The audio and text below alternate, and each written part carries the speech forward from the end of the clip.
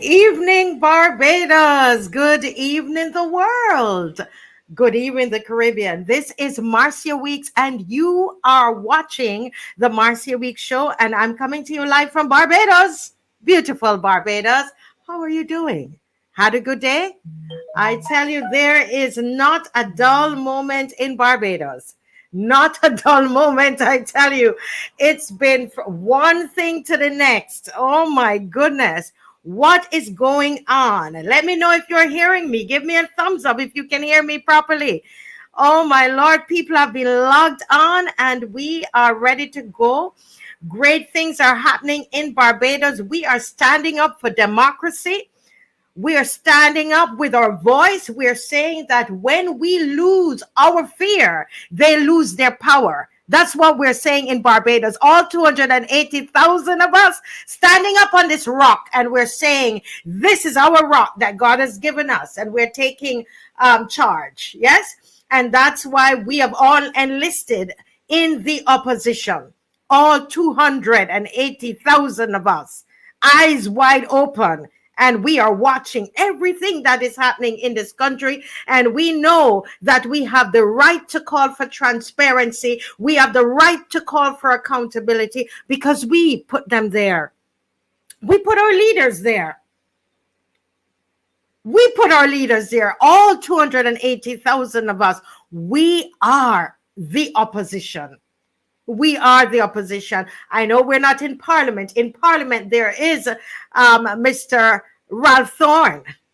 Yes, that we are very, very grateful that he sits in Parliament, and we have two opposition senators in the Senate. But we'll hold up their hand and we reinforce them from the outside. That's what we do, because we know who we are. Good night, everybody. I am excited tonight because great things are happening in Barbados. Great things. BAJAN boy, you've been waiting all afternoon. He's been waiting since 2:56. FX trading. Oh, good night. Good night, 3:05 p.m. Because I saw the daytime. I'm getting mixed up. Oh my Lord. Yes. Hi, Suspicious Mind. Suspicious Mind talking about those lockdowns that that they're trying to bring that all up again to do what they want to do. But all we've got to say is no.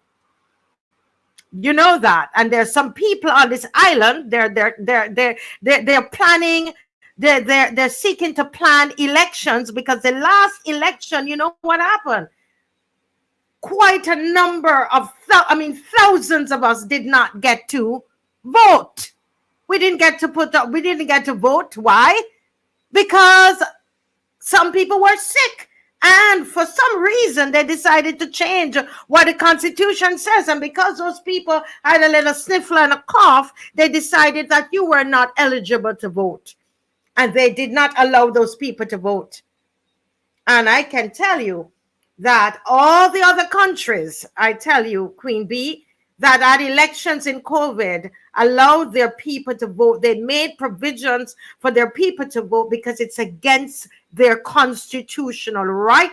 But this country, Barbados, under our autocratic government, decided. They made the decision. The Prime Minister used her executive order, made that decision that the people who are sick could not vote. Not that the people said they didn't want to vote, but she made a decision on behalf of those people. While in Jamaica, they made arrangements. They made it in the Bahamas and in any other place that I researched online. If you can find another country that did not allow their people to vote, let me know, please. I don't know of it yet. I'm not saying it doesn't exist, but I didn't see it. Yeah. And so I agree with you, Suspicious Mind. We have to be careful. When we lose our fear, they lose their power. And we're not going to be fearful of this other thing that they say coming, because they want to do lockdown. And if they think that they're going to lock us down and a certain set of us will not vote in this country again, they have another guest coming. Thanks to Philip, who Philip, I'm looking for his name here. Why am I not getting it? Philip Springer, who took them to court. He lost his fare, yeah, and he took them to court.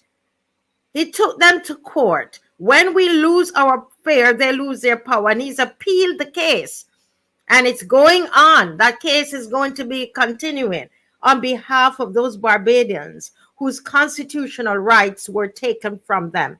And that is what they are intending to do once more.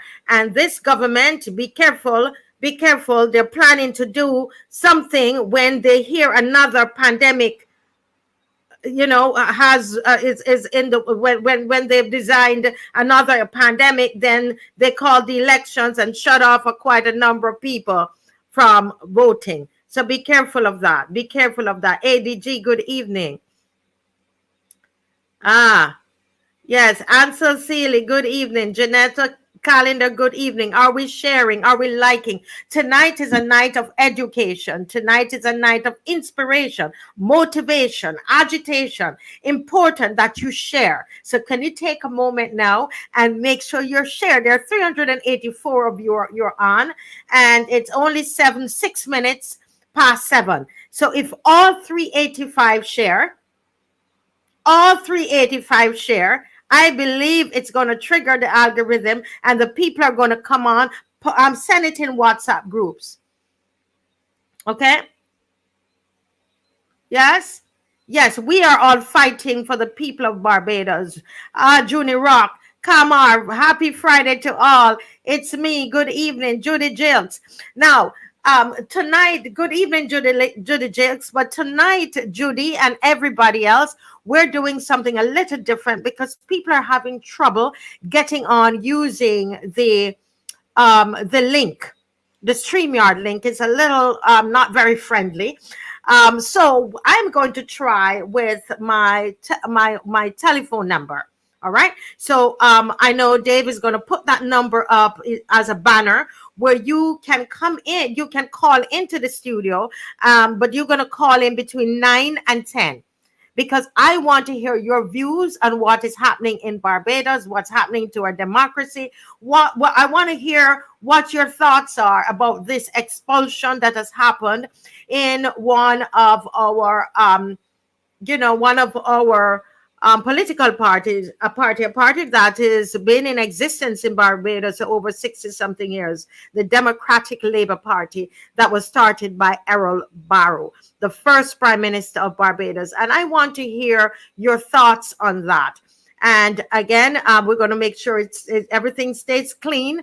We don't curse on the show because I know tempers are flying and people are excited and so on and so forth. And we're going to make sure that whatever we say, that it's done with grace and with courtesy and all of those other things. And specifically, we want to move the conversation along and to ask the question, will this be beneficial to Barbados, to the democracy of Barbados? This expulsion, is it important that the DLP is a strong party? Is it important that the DLP is a strong party? So we're going to, on that banner, we're going to let people know, you call in. Please call in. Don't call in now, please. Please, let's put on it that they call in between 9 p.m. to 10 p.m. I cannot accommodate you before that time, okay? Please, so let's call in, right? Yeah? Okay. All righty, folks. All righty. I can say good night to all my wonderful people. I see you all here. I'm going to go straight into the national anthem. So we're going to, and that's why, that's our theme song. Strong people stand up for themselves, but stronger people stand up for others. Yes, and that's what we're all doing on this program tonight. That's what we're doing by the help of Almighty God, not in our own strength, but in the strength of God. We are standing up in the strength of God. In the strength of God. All right, so we're going to go right into the national anthem. So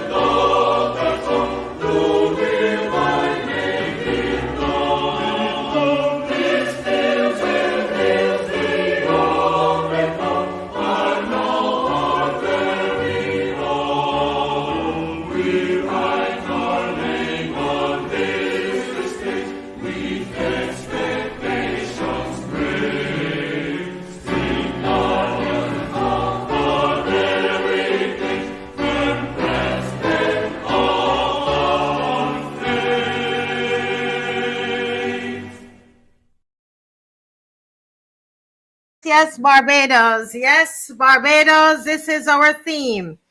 This is our theme. And when we're not defending this, when we are not defending this, when we're about our own ambitions, when we are about our own ideals and our own, we want to do, think about this. Think about country. What are the best decisions for country? What are the best decisions for country? What have I done for my country? Is it all about what I want?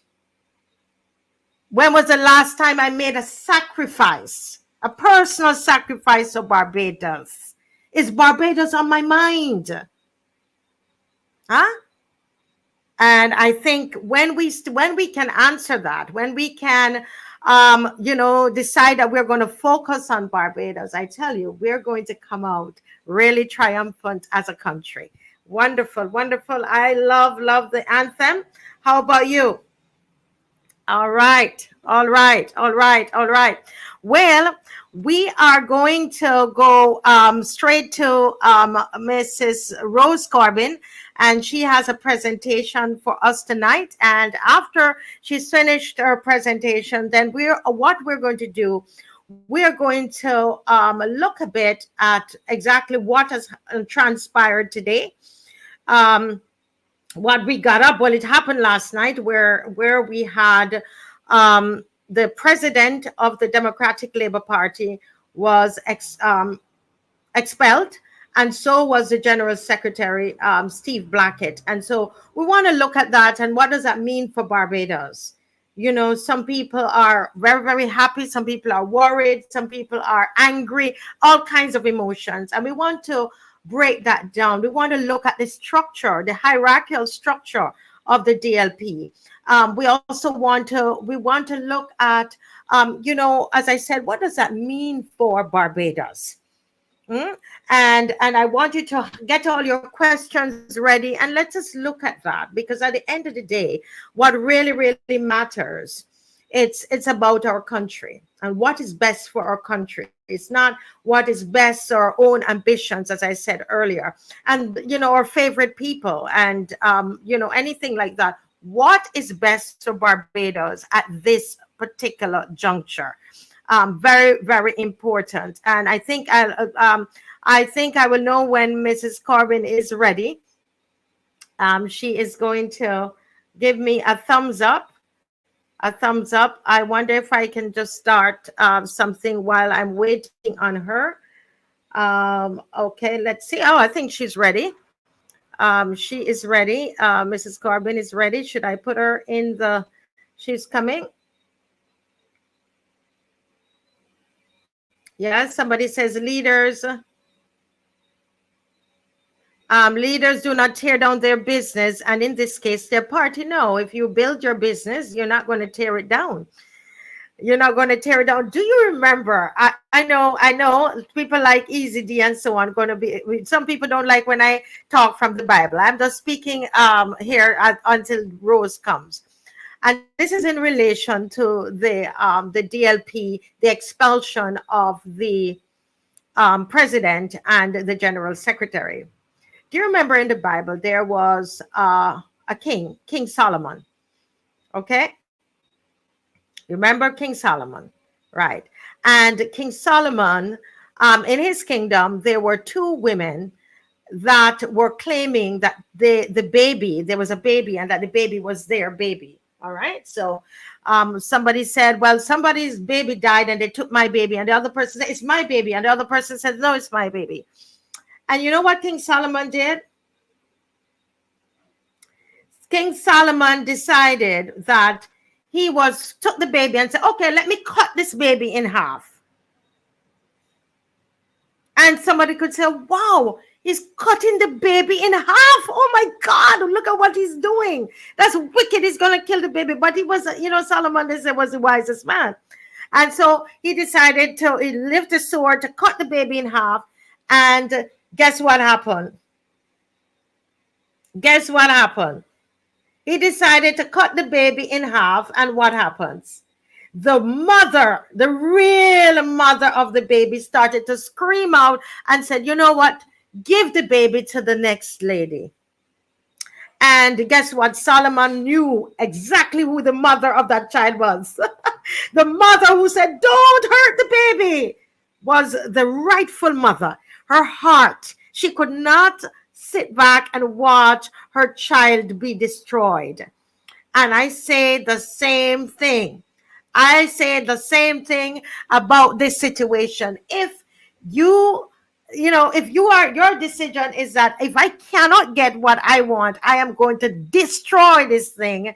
The question is, where's your heart? Where's your heart? Were you really ever part of this thing?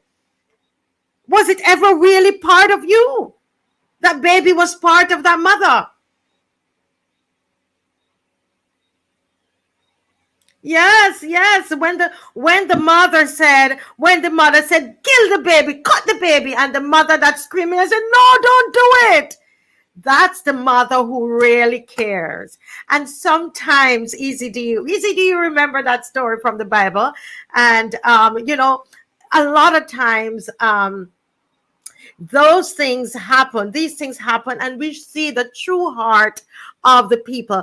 If you can't get your way and your answer is, and your response is, well, let's burn this whole thing down, we're gonna destroy it, then really it's saying, was my heart really part of this thing? Yeah, that's right, V Hoy, that's right. They decide this entire bridge is going to come down because I cannot have my way. And so I'm saying to you tonight, without us, we have not gone into some of the facts that I have, but I'm saying, let's take that analogy and look at it, and let's be mature. Listen, it's all about this. And I'm waiting. I really am waiting because on Rose Corbin. This. It's about Barbados. And I see some of you are excited that Barbados, you said, will get 30 love. Do you understand what that is? I want you to understand what you're saying. I'm passionate. I'm not angry. I'm passionate about my adopted country. I am passionate about it. That's why I come on this chair. Nobody pays me to come on here. I'm passionate about my adopted country, and I'm asking you, why are you so gleeful that Barbados will get another 30-0? Do you understand what that means? Come on, people, let's be mature. Let's put on our patriotism. Let's put on our blue, yellow, and black. And he said it's not yellow. I forgot what Mr. Glein says. That is it gold? He calls it the yellow part a different name. But let's put it on tonight.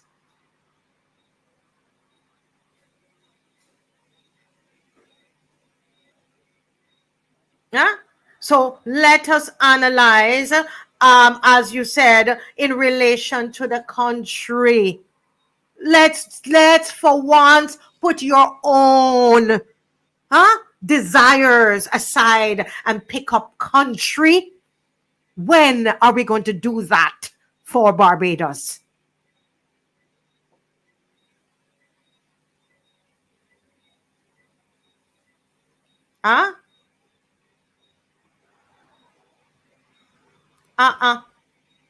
No, it doesn't. And the people who say the expulsion speaks trouble, no, it doesn't. No, it does not. No, it does not. If you continue to speak that over your country, listen, do you want to live in a one-party state? Is that what you want to do? We're going to get in that a little bit. Let me go to Miss Corbin because time is going. And we're good night, Mrs. Corbin. Are you ready? Yes, please. I'm here, Marcia. May I be permitted to be off camera?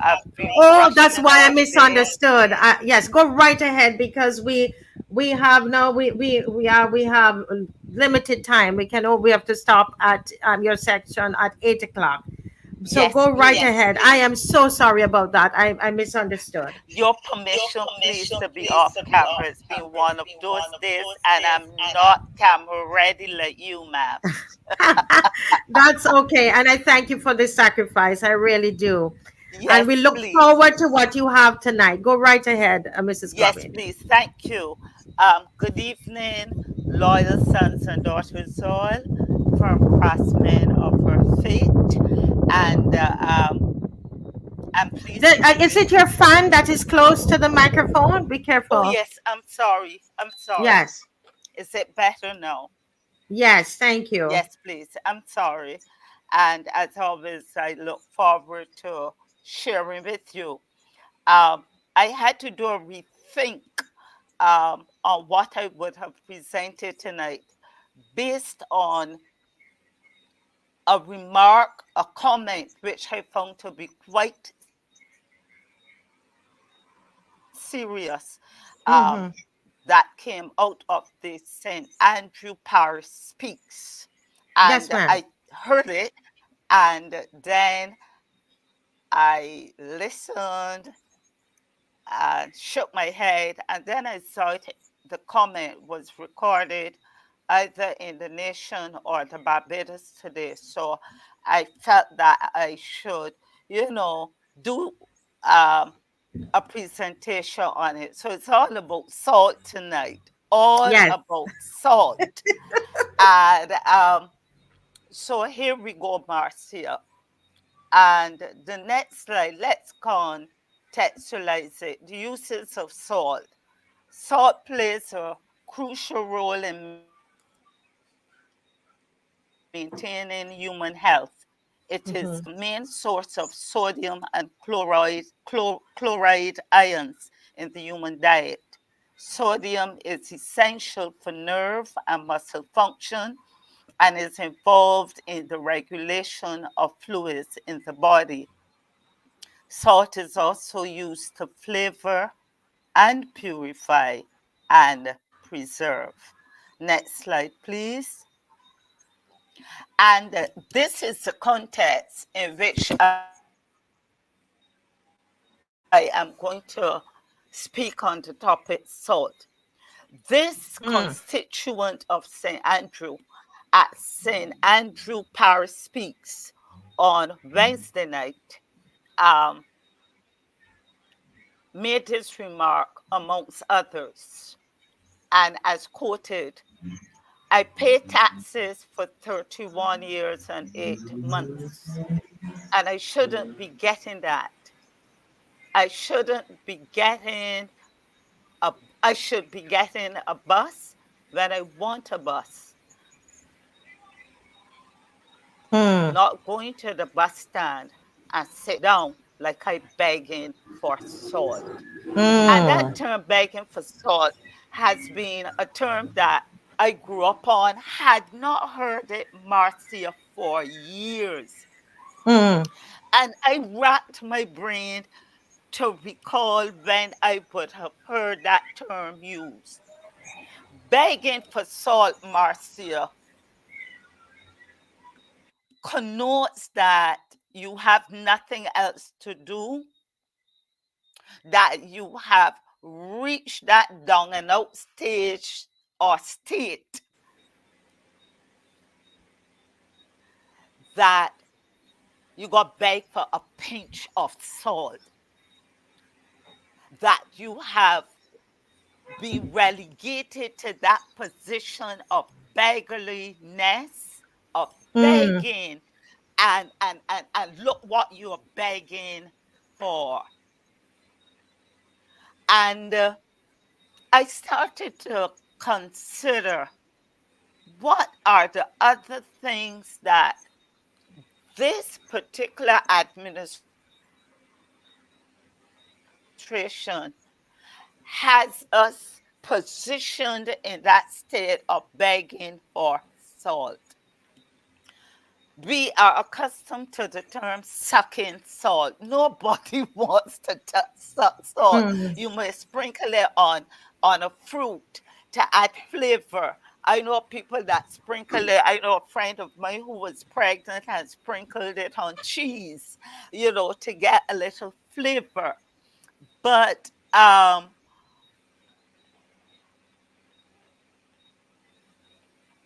we are accustomed to hearing sucking salt. And when you got suck salt, it means again that you're begging for salt. It's like that you've reached a stage where there is nothing else in your cupboard, nothing else you can do but take a pinch of salt and suck it.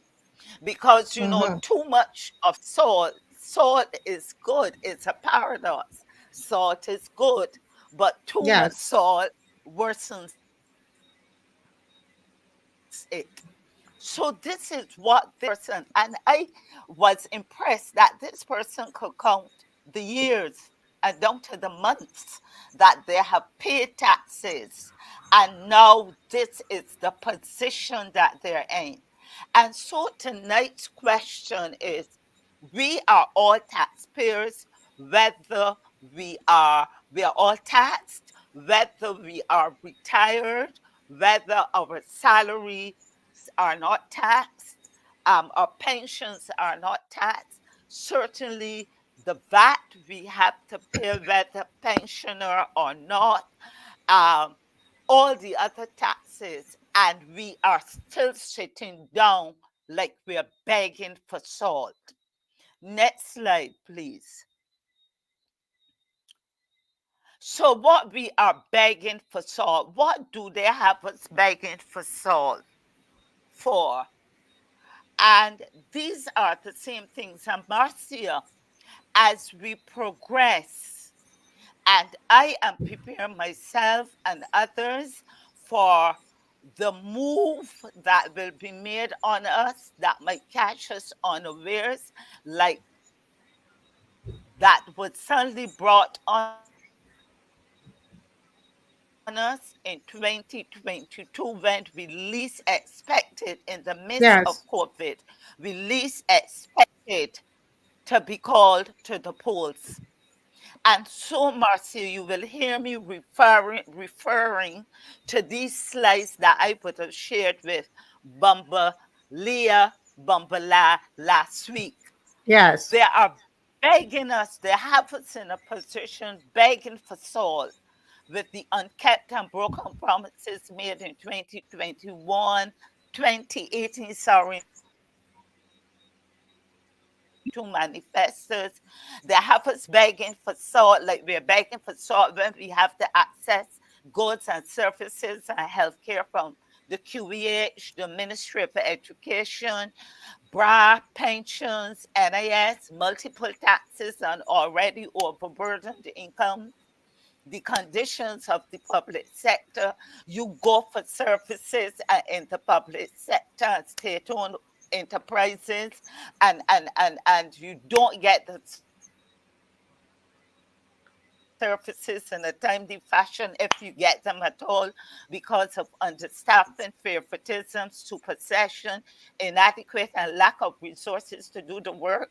They have us begging for salt as we sit by and see the highly paid consultants displacing public servants who can do the work. Here's could I see a little bit more of that slide, please? They have us begging for salt, they have us begging for salt, as that lady did with public transportation, waiting so long to get a Shorey bus, Shorey Village bus. They have us begging for salt, as taxpayers for timely garbage collection. They have us begging for salt as they can bring under control crime and violence. The next slide, please.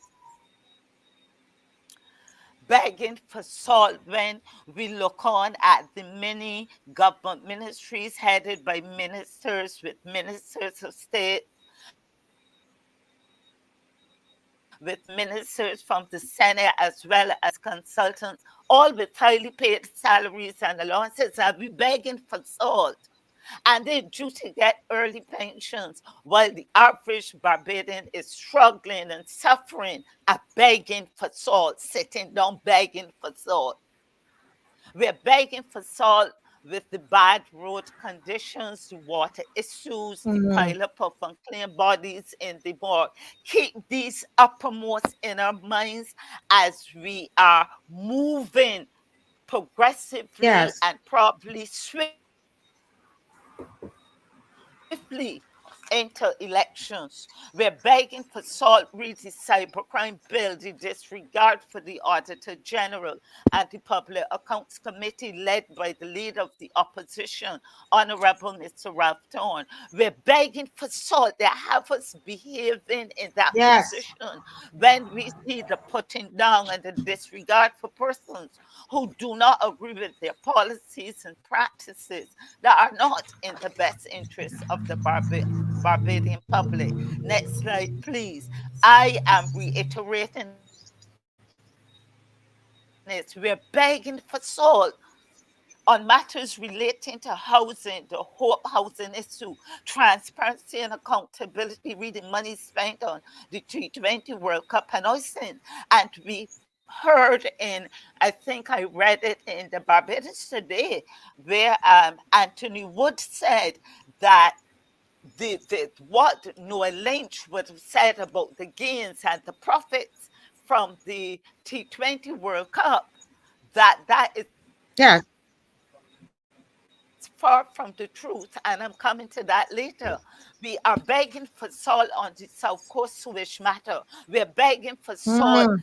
as we look on to see what they are calling the redevelopment of Barbados. We're begging for salt when we see the lack of representation by MPs, the untruths passed for truth, and making excuses for mishandlings by MPs and ministers.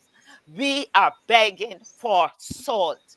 That woman's Mm. comment resonates, Marcia. Could we look at the next slide, Yes. please? And these are the things, the haste with Mm. which you passed the bill, the high and ever increasing cost of living got us begging for salt and sucking salt. The borrowing and begging, the favors and paddling of pockets for kin and kith, while we are begging for salt, while we are sitting in the bus stand, while we're sitting at QEH, while we are waiting for delayed pensions or deferred, while we have to put up with all the sidelining in our very own native land. We are begging for salt. May I look at the next slide, please? And here's what I looked at also. Not worth his salt. He is not worth his salt. It's a common expression. It originated in ancient Greece, where salt was traded for slaves. Roman soldiers were paid salt money. Yes. Salarium argentum. I'm not happy on, I'm too good on Latin. I did French and Spanish at school, from which we take our English word salary. My next slide then asks Mm. this question. Are they worth their salt, Marcia and the audience? The parliamentary representatives, the MPs, the ministers, the appointed senators who hold ministries, the ministers of state and senior ministers. You see how much we got getting salt? You see Mm. how many people are getting salt out of the government coffers. All of Yes. these persons in the various ministries and the many consultants. My question to myself and to the others, are they worth their salt?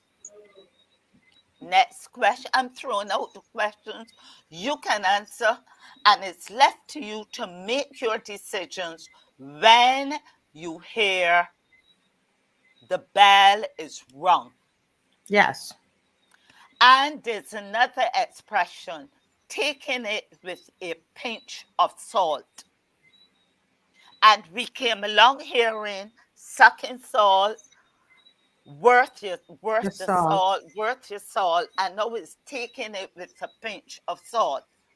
And what does the expression take it with a grain or pinch of salt mean? This expression is primarily used in cases where the authenticity of information is questionable. Marcia, you've had a case and I'm interacting with you. You have had a case just recently, case in terms of a matter, case in terms of a legal case, where the authenticity of the information was questionable. We have had a case where Chantal Monroe Knight, the minister in the Prime Minister's office, the senator in the Prime Minister's office, responsible for culture, saying that we call it crop over was a huge success. And again, talked about the critics who just wanted to criticize. And then came Carol Roberts, the CEO, who admitted that there were indeed several and major issues with crop over, and the buck stops at her. She assumes responsibilities for the criticisms, for the shortcomings.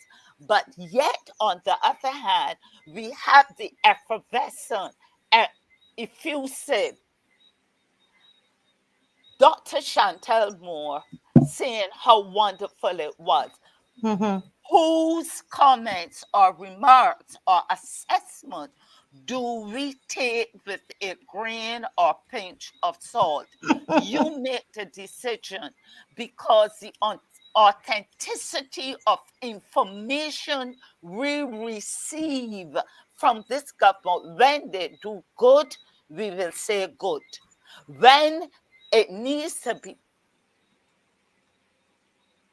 with a pinch of salt, because we question the authenticity and we see the spuddling and the back and forth, and they had to go back and they changed the narrative and there are contradictions. We are challenged to take these utterances with a pinch of salt. Taking it with a pinch of salt points towards a skeptical attitude about the absoluteness of a statement, opinion, or thought.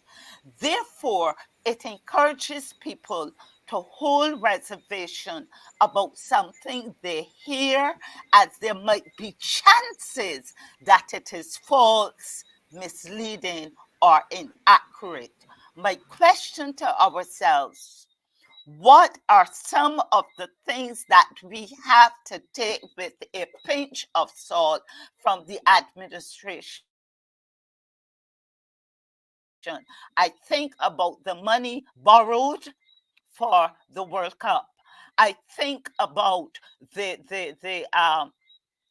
money spent on oysters. I think about the borrowing, the loans, for example, the monies that they borrowed. No, they said it was a gift from the Chinese government. I don't know if many of you recall that, to rebuild the stadium. Yet, there was a memorandum of understanding signed between the representative from the Chinese embassy here and the now permanent secretary in the Ministry of Sports. Yes. The Minister of Sports, Mr. Charles Griffith, a man whom I like, did not sign it. But if you listened, no, they are telling us it is a gift. They are making us feel, and hence the Prime Minister at St. Andrew's Parish Speaks talked about some more buses that are being gifted to us from China. Should I take that with a pinch of salt?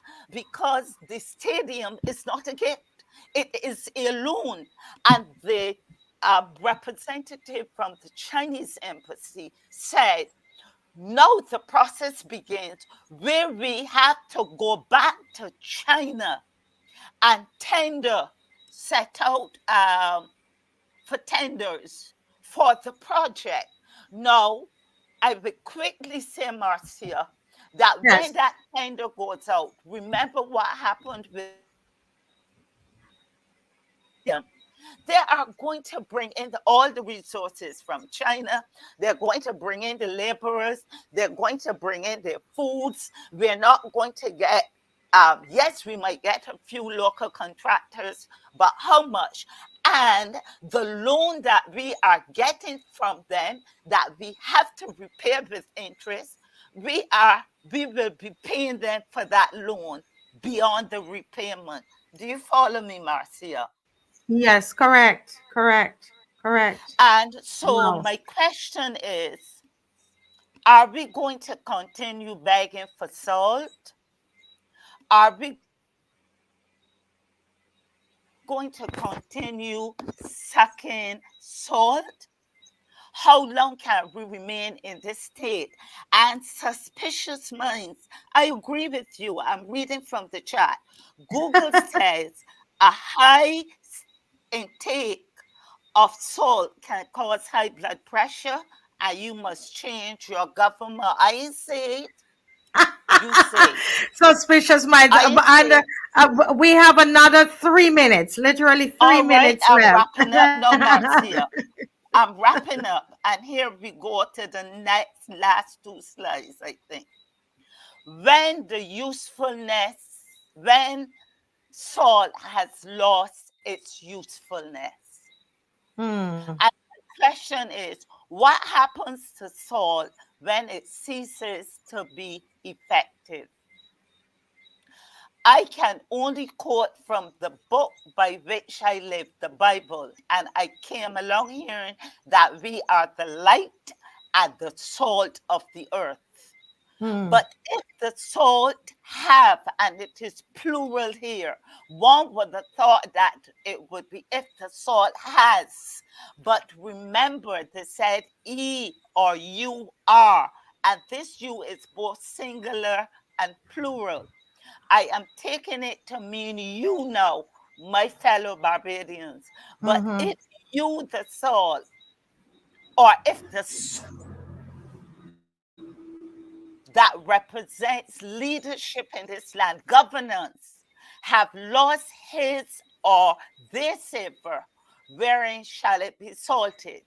It is therefore good for nothing. The Bible said it, but to be cast out and to be trodden underfoot of men. Now, for those of you who are not familiar with the practice at that time, when salt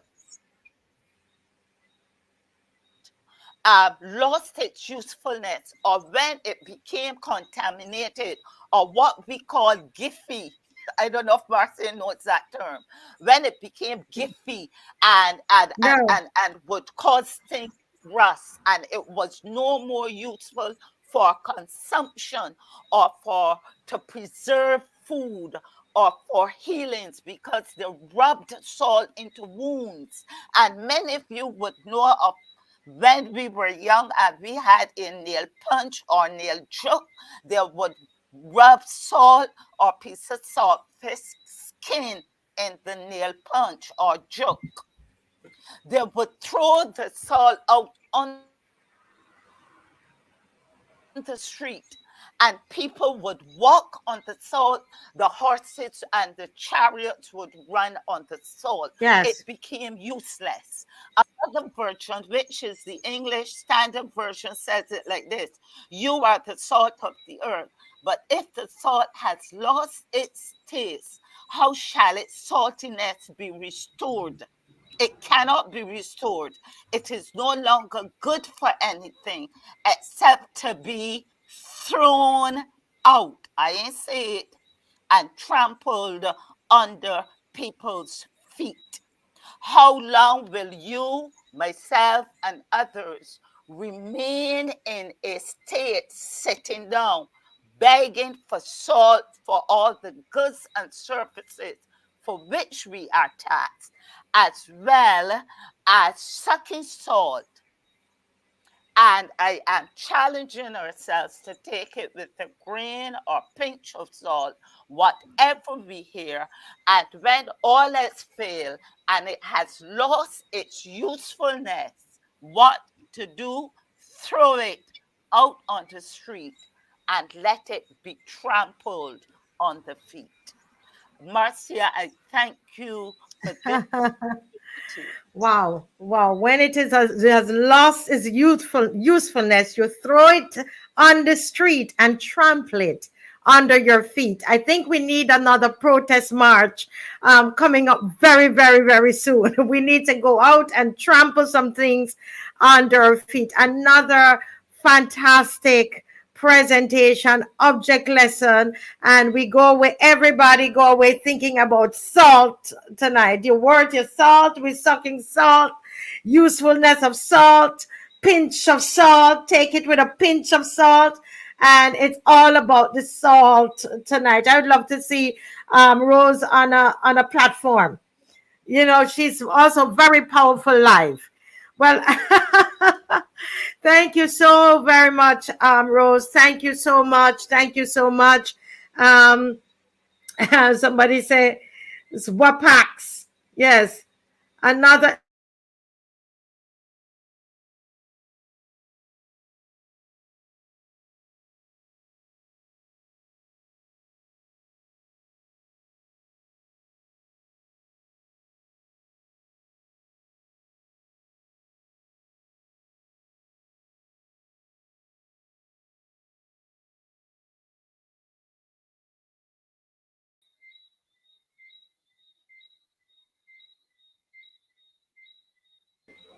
Okay, I'm back. Can you all hear me? Yes, I can. Okay. So this is all. This is just seeing that the show has started to heat back up. That's what's going on. But we're good. We are not going to be defeated, guys. You know, when these things happen, they fire me up, right? They fire me up, ready to go again. Are we ready to go? We're ready to go. Well, you know, Rose, I want to talk to us tonight as we wait on Apostle BREEDY and Apostle Scantlebury to come onto the show. I want to talk to about us tonight about a one-party state. Does Barbados want a one-party state, a one-party political system? And a lot of people might say, well, you know, we have several parties in Barbados. But we know, in effect, really, there is one party that is operating. And this particular party, well, trying to operate, let's put it that way. It's almost that this particular party doesn't want any other party to exist.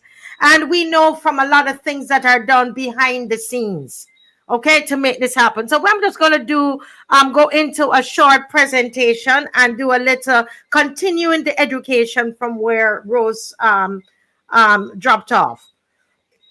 We want to talk about the disadvantages of a one-party system and why it's important for us to talk about that, because I was saying earlier that I just don't understand it. But for the life of me, I see Barbadians jumping up and down and excited. Oh, 30-0, 30-0, that we have demolished all parties. Nobody else have a seat. And we are excited. And Barbadians are, I mean, they're beside themselves. It's like they're at sports day and they won. Oh, Team Red has won. Team Blue won. And we are so excited. But is that really good? Is that really good for Barbados? And this is going to lead into what we're going to talk about, the DLP tonight and any other party in Barbados. But let's go to the next slide as we look at the definition of a one-party system, right? What is a one-party system? A one-party system refers to the political party system in which only one party has access to political power of the state. A one party could be de facto or de jure. Now, we know that in Barbados, over the last how many years, 2 elections, basically, apart from when we had the Reverend who crossed the floor, Atherley, and in February when we had Ralph Thorne cross the floor, we basically had one party that had access to political power of the state. One party, the Barbados Labour Party. One party. And my question, I am coming to Barbadians tonight as somebody who has taken Barbados, adopted Barbados as my country. Okay? And I want us to really put on our mature hats tonight. Forget about the color. Forget about the personalities. Let's think about what is best for Barbados. Can we do that? So a one party can be de facto or de jure. It is de facto. If it is de facto, it means there are other political parties in existence, but one particular party overshadows all the others. Yeah? One party overshadows all the others. Okay? So it's not that other parties. So we have Solutions Barbados is there. There is it's the UPP. There's a DLP. There are all these parties, but there's one party that overshadows all others. And it could be for various reasons. It could be for various reasons. It could be reasons that you think is legitimate. The question is what we're asking, what is healthy for Barbados, Barbadians? I'm asking you that. You who love to tell me that I'm a foreigner and I I have no authority speaking about Barbados, even though I've been a citizen for all these years. Over 20, how many years I've been a citizen, married to my BAJAN husband for 33 years. But you whose navel string was buried here, it's you I am talking to. Okay? If it is de jure, then it means by law, only one party is allowed to operate in the country. Now, in our case, at the moment, that's not what is happening. So we have a de facto one-party system. Okay, so let's move to the next slide. Let's look at some of the disadvantages of this de facto one-party system. Number one, it's undemocratic. Do you remember that word democracy? Does it mean anything to anybody? As a true-blooded Barbadian, does that mean anything?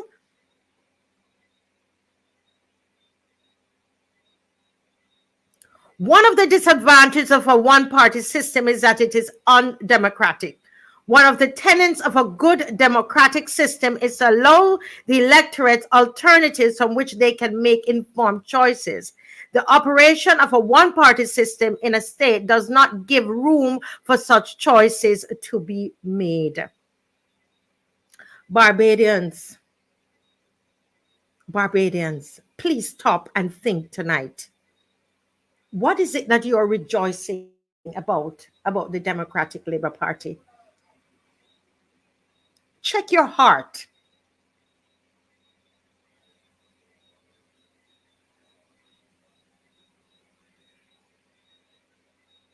Huh?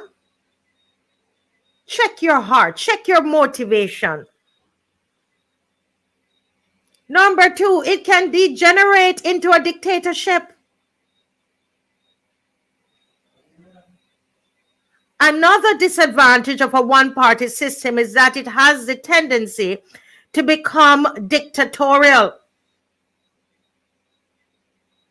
In a one-party system, no room is given for the existence of an opposition party. For that reason, even if the only ruling party goes on a wrong tangent, it cannot be criticized. This can develop into a dictatorship. This can develop into a dictatorship.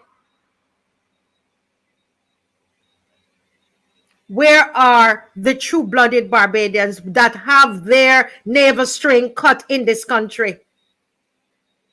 Is this what we want for our beloved Barbados? Don't we see the little what you call the rumblings of dictatorship, or the little fruits coming on the tree, the flowering? Don't you see it happening before us? Some people say, we'll go as far as say it's full blown.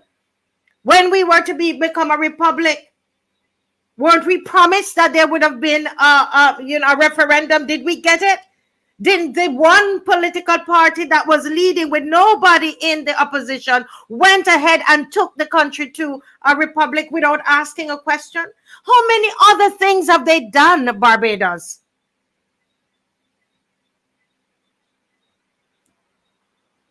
Huh? It cannot be business as usual. I agree with your suspicious mind. Huh? It can't be. All of you can remember how they took the ability from people to vote. They took away their constitutional rights. Why did Jamaica make preparations for those that had COVID to vote and not this country? Why was this country, our leader took the longest to give up in the Caribbean our emergency powers? She held on to those things like dear life, held on to it like dear life. Don't you see what is happening in our midst?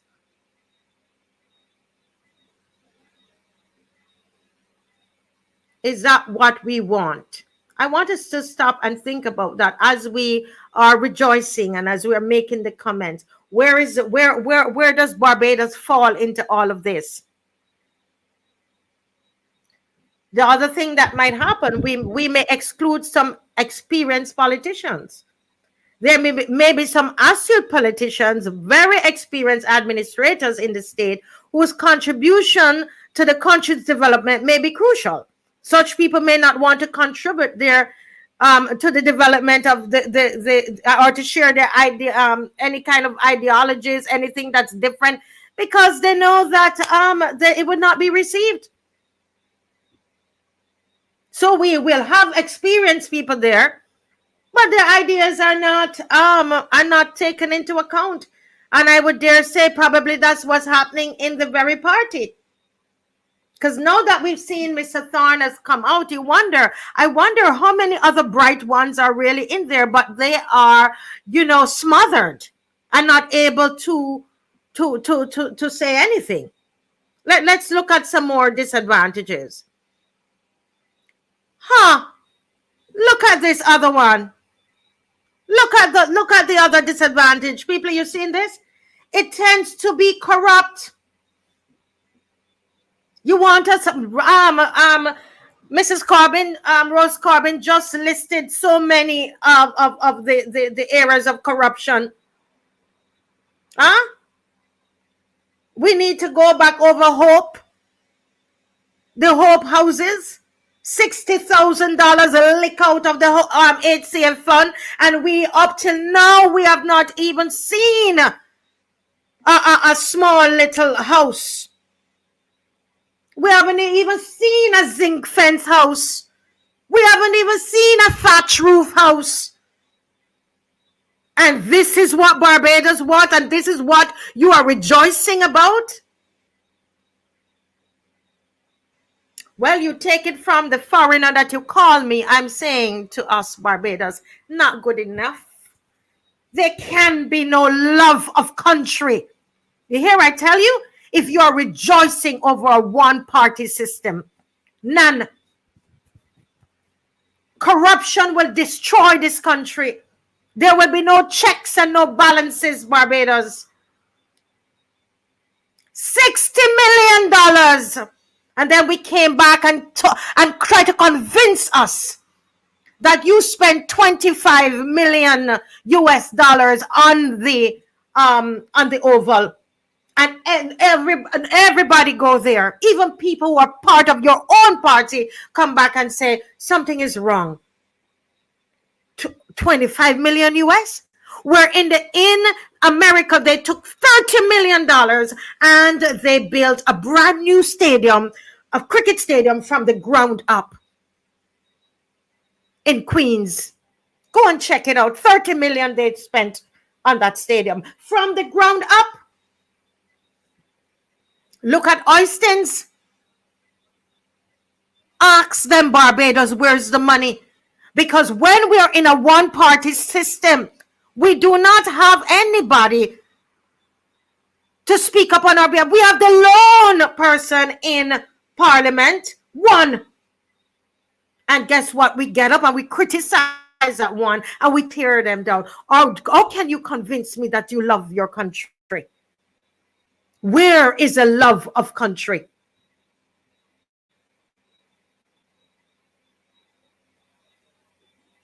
Huh? In a one-party state, an official opposition is not allowed, especially in the de jure. Well, we know in the de facto, we now have one, right? The tendency is therefore for the government to become corrupt and to shield corrupt officials. Huh? What happened to the $7,500 check? Where is the discipline that needs to come to that member of parliament? When will the BLP decide to discipline the members that are in there, whose names are caught up in the corruption? Where is the investigation into the MP? One voice, lone voice, crying in the wilderness, in the parliament since February. And I watched Barbadians try to tear down that one voice.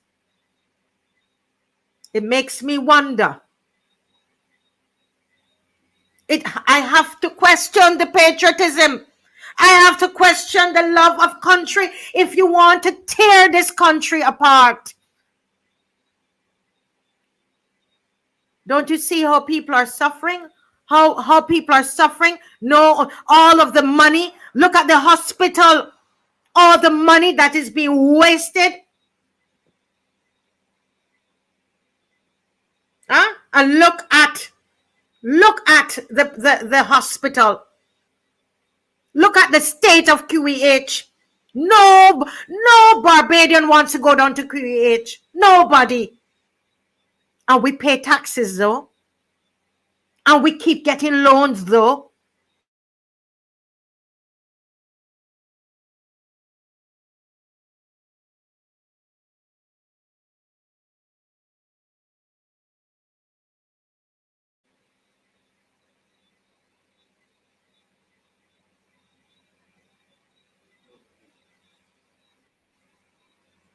There's so many things that we have to ask, so many questions for. The last thing is that it may lead to apathy.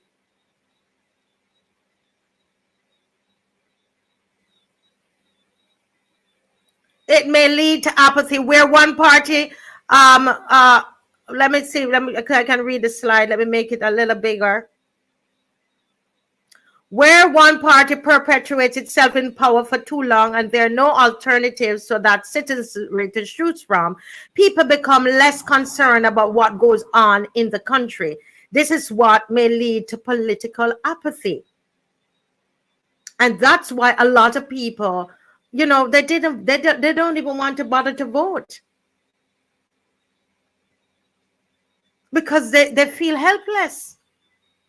And that is what we want for our country.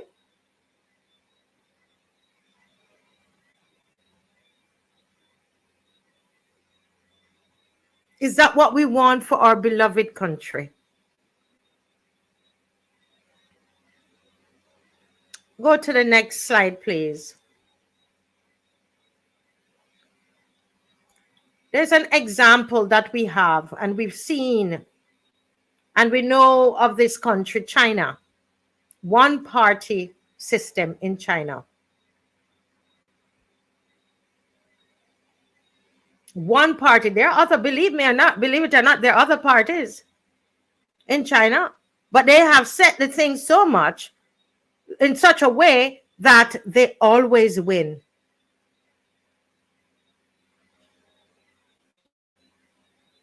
They always win. This is the Chinese Communist Party. The Chinese Communist Party. And what what Barbadians that are jumping up and saying 30 love, 30 love, you need to ask yourself the question, what was the Chinese Communist Party doing in Barbados right there on Roebuck Street? When they visited Barbados, they did not make a state visit. They visited the Barbados Labour Party. Go and check it for yourself.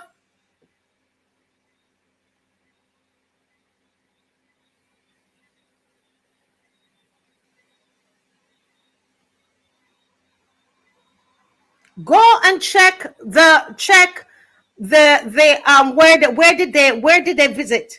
Where did they visit? They visited the Barbados Labour Party head office right there. What do you think that they came to do? What do you think they really came here to do? This is how they're operating in a one party state. What do you think they came here to do?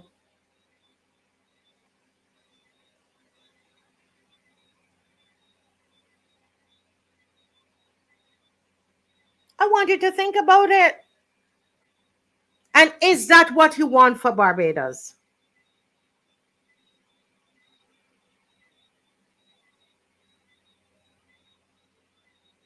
Is this what we want for Barbados? And this is what I want you to, between 9 and 10, I want you to call in. I want you to call in, and Dave, let it rest right there, because a lot of people, you need to understand what's going on in Barbados. Understand what is happening here, guys. And why it is that the BLP is making these connections with the Chinese Communist Party.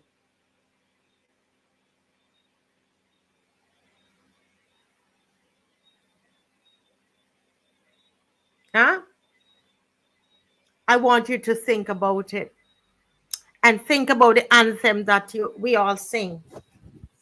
Huh? What's going to happen to Barbados in the next 4, 5, 6, 7, 8 years? You sit down and think about that? Or you're going to be laughing that there will be a 30 love like it is a domino game? I could never understand that.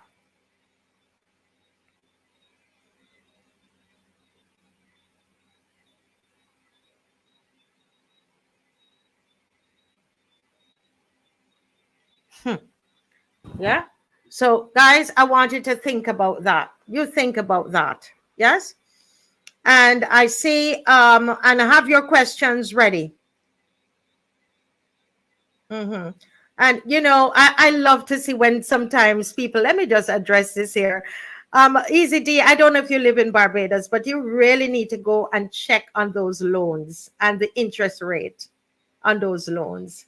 These were the loans that we were told is a low interest rate, and then we realized they were variable rate loans, variable interest rates that our prime minister, who knows so very intelligent, and we say she's so smart, that she went and got loans for us, came back and told us that were very, very low interest rate loans. And we found out later that they were the variable interest rates. That's your smart prime minister right there. Yeah. Rose, before we go to Apostle BREEDY, I don't know if there's anything that you want to add or to this presentation. Yes, thank you, Marcia. Your presentation again was educational. You're near your fan again? Are you near your fan? Oh, sorry.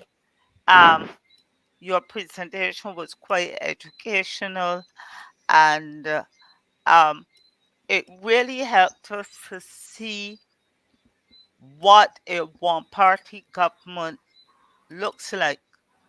But we don't have to go too far.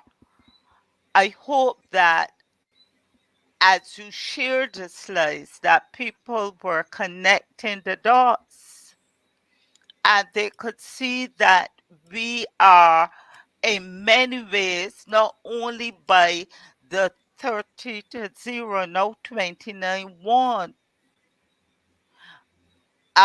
in numbers numerically, Hmm. but the very practices, Marcia, indicate that we are really a one-party government. They do as they like.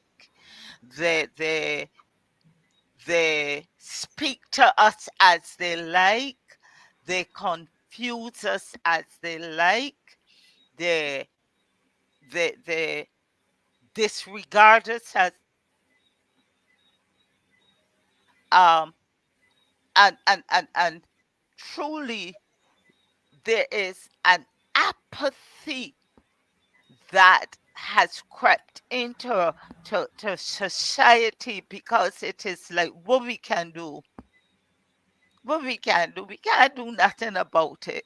Mm-hmm. But I am saying, Marcia, that I am not in the corner of the DLP. I think that when I say not in the corner, um my thing is I'm saying they need to get their house in order.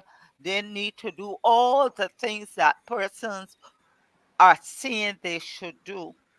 But I would like us as a people to start rethinking about representation and don't wait until the DLP gets it together, but say to yourself, who do I want to represent me? Who do I want to enable and practice democracy in this land? Who do I want to make things better be, enabling for us, if even not better, and make decisions based on that? Whether it is someone sent by the DLP when you line that person next to another representative or from another party, and you see that that person embodies, enunciates, and will deliver and give the representation that we need, whether as a constituency or collectively, vote for that person. So the excuses say we don't have an opposition, the DLP isn't ready. There are many persons out there who are advocates, who are, you might have heard on the same RCA Week show, you might have heard in other forums, whether they're with the DLP, some might be on the BLP that you would say, look, this person has potential. This person, if taken out from the BLP, would and not having the Kool-Aid in the system, that person can offer the representation we Yes. want. We have to stop looking at one party against the other and look at individuals who are of integrity, individuals who are intelligent, and I am not talking about intelligence with a law degree or a degree in economics or a title, but persons who embody nationalistic principles and care about Barbados. Yes. And that is what Thank. I'm saying. And I'm not seeing a division of BLP, DLP, but more looking at character representation. If we don't Understood. make that paradigm, that shift, Mm. Marcia will be caught back in this same dilemma. Correct. And we will be seeing the things that you would have highlighted, Marcia, in your slides and in your Yes. presentation. Thank you, But Rose. very good presentation. Thank you. Thank you, Rose. Thank you. And very, very well said. I see Apostle Margaret Breedy is on. Good night, Apostle. How are you? I don't not sure she's ready as yet. Oh, good. Our camera is on. Oh, looking lovely. Good night. Good night. How are you? How are Uh, you? I am doing well. I am doing well. Good to see you tonight. Nice to see you too. Yes, ma'am. And it's been too long. It's been too long. I know you've been doing a lot of traveling, etc. But we are seeing so many things happening in Barbados, and today we saw. It happened late last night. We saw the how do I put it? The removal of the president, both the president and this the secretary general of the Democratic Labour Party. And some people are there are all kinds of emotions. People are angry because they probably miss their favorite person. Some people are very happy. Some people are worried. Whether is the DLP going to be ready? Some people are concerned. Some people said 30 love. And I just did a presentation asking Barbadians if they really want a one-party state, if that is what they want, because some people are just rejoicing that this is happening and feeling that the DLP will not recover. But let me ask you something. You are a woman of God. I want to ask you, is it when it comes on to Barbados and you see all that is happening, what are you hearing? What are you seeing? What is it that you believe that we're going to have a one party state? This is going to be our fate in Barbados. What are your thoughts? Well, I have seen a lot. The Lord have showed me a lot over the years, and I'm seeing them coming to pass slowly. The church has to get itself together. If the church does not get itself together, then we will have a one state. We will have a one state because I saw that uh, many, many, many years ago. God showed me that this island is going to be ruled by China. This island is going to be ruled by China. I have seen many vision with Chinese controlling the police stations here. I've seen Barbadians. I've literally seen Barbadians under, like, they are being ruled by the Chinese government here. I've seen a lot coming. So if the church does not wake up, then Barbados is going to be, they're going to wake up one day and realize that the country does not belong to them anymore. Let me share something, and I want to help the Barbadian people. A couple of years ago, when Prime Minister David Thompson was in power, I remember going to him at the St. Michael's School before he literally won the election. And I told him what the Lord was saying. But then after that, I sent a message to him at Government House. I had a vision, and in the vision, I had the privilege of seeing papers being signed, papers literally being signed. I've never been into Government House in the natural, but in the spirit, I went into Government House. Now, a lot of Barbadians do not know that this country was sold under David Thompson. The fact is that it's for Barbadians right now. I can say a lot there, which I would not say. It is for Barbadians right now to open their eyes. So when Mia Motley came in, she had no other choice but to continue what David Thompson did. The island, so the Chinese can never stop coming here. The Chinese will never be able to stop coming here because of the transaction that took place under David Thompson.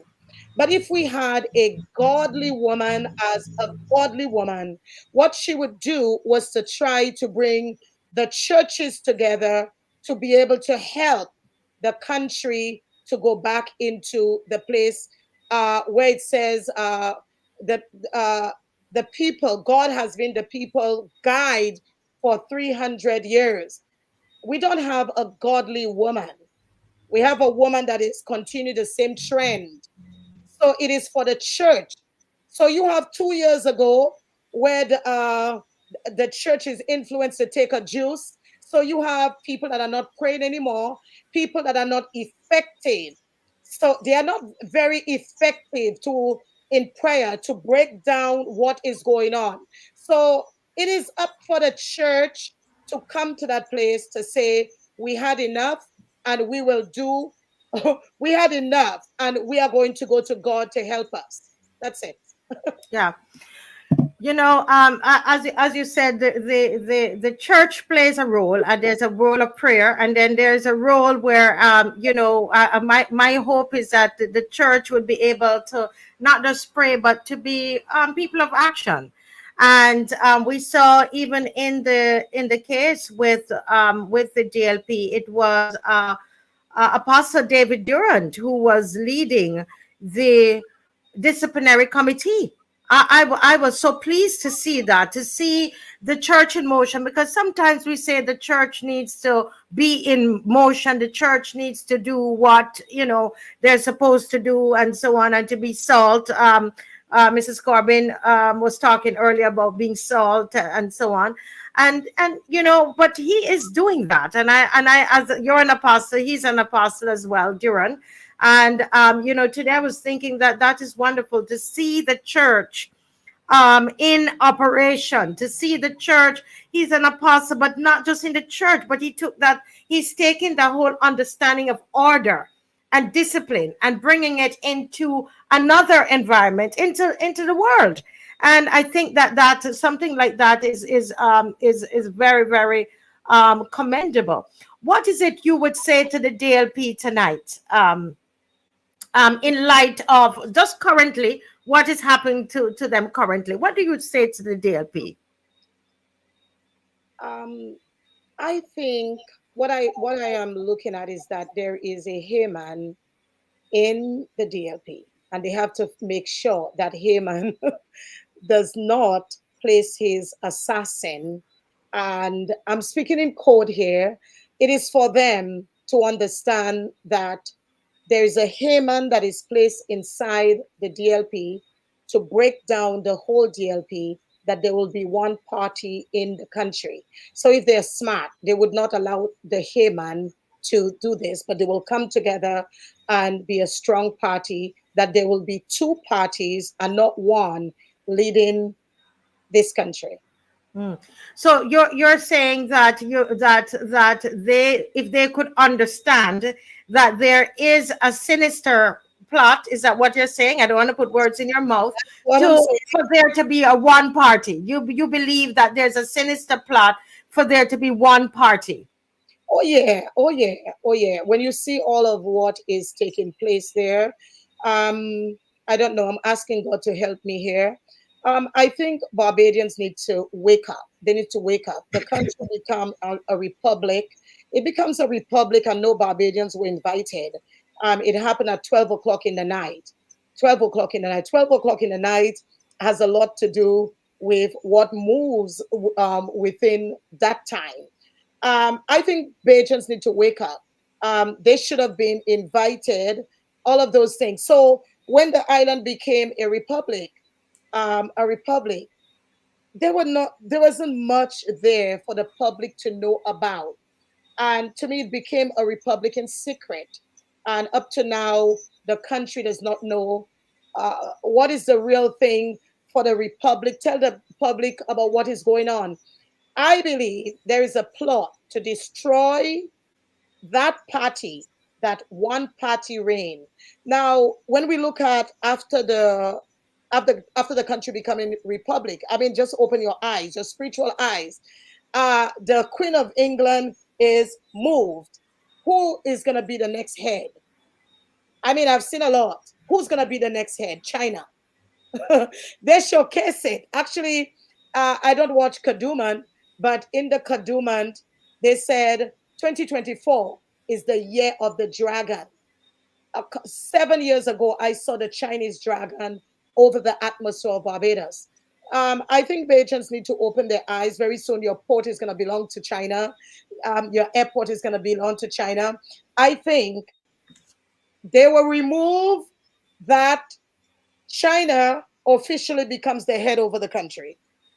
And I mean, I'm speaking from what I saw in the realm of the spirit. And I think Bajans need to open their eyes. I just think you all need to open your eyes. That's it. Yeah, yeah. And I too believe that there is a plot to for there to be a one party state, and it's not something that is all spiritual, if you know what I mean, but it is No, something that has been put in place for that to happen. And the sooner that not just the people in the DLP, but the sooner Barbados understands that and begin to fight for the country. As I've been holding on to this flag, this is my adopted country, and Apostle BREEDY, I've come to love this country, and that's why I open my computer 4 nights a week and do the research that I do, because of this country, that God has put in my heart. And this is as I said, my adopted country. And I'm saying to Barbadians, if you really believe that this is something that a plot, this is something that they're planning to do, to make us into a one party state, why do we accept it? And why do we think it's so funny? Oh, 30 love again, they think it's so funny. It can't, it just can't be funny. no, it's not. Marcia, it is not. Let me say this to you. I think I've been seeing a lot of things concerning this country that really hurts my heart. When I see congregations becoming calypso tents, it says a lot. It says the spiritually, the country is becoming dead. And when God become the center of this country again, let me share something with you. Nine years ago, the Lord showed me that Barbados is one of the richest country with oil, the richest country in oil. Are you listening to me? Mhm. I believe that Barbados can pay its debt within 6 months if this country really return back to the Lord. Within 6 months, I saw oil all over this place. I saw oil shooting from underneath houses. I saw oil all over this place. So the Lord showed me it is one of the richest country in the Caribbean. But I think that a lot of us have gone away from the Lord. And if you see what is going on in Barbados right now, it's all party, party, party, party, party. There is it's party during the crop over. I don't watch crop over, but someone sent me a dragon. You've never seen, ever seen in a calypso during these festivities that you had a dragon being shown on the streets of Barbados. What is a dragon? It represents the devil. Are they saying that Barbados belongs to the devil now? So there's a lot of things that we have Yes. there's a lot of things we have to answer to God for. Yeah. So in essence, you're saying that the church plays a role as well, and need to come together, need to pray more, need to understand the times, need to see what is happening. But I want to thank you so much, Apostle, for coming on tonight. Always a pleasure to speak with you. It's good to speak with people within the church circle, because we live here. We live in Barbados, and I just want to thank you so much for sharing with us tonight. And I know Apostle Scantlebury is finishing up church to join us a little later. Thank you so much for being with Thank us you so tonight. much, Miss Marcia. Thank you. Yes, God bless. Thank you. Bye bye. Once again, thanks to Apostle Breedy for sharing with us this evening. Now, there is just a lot of talk about what has happened, expulsion of Ronnie Yearwood and Steve Blackett. And there are, people saying that, oh, there's going to be trouble now.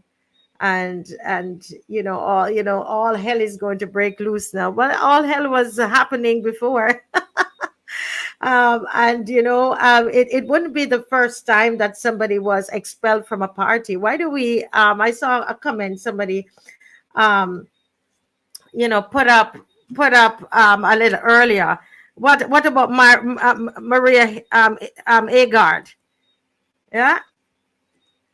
What about Maria Agard? It wasn't the first time. People get expelled from parties all the time.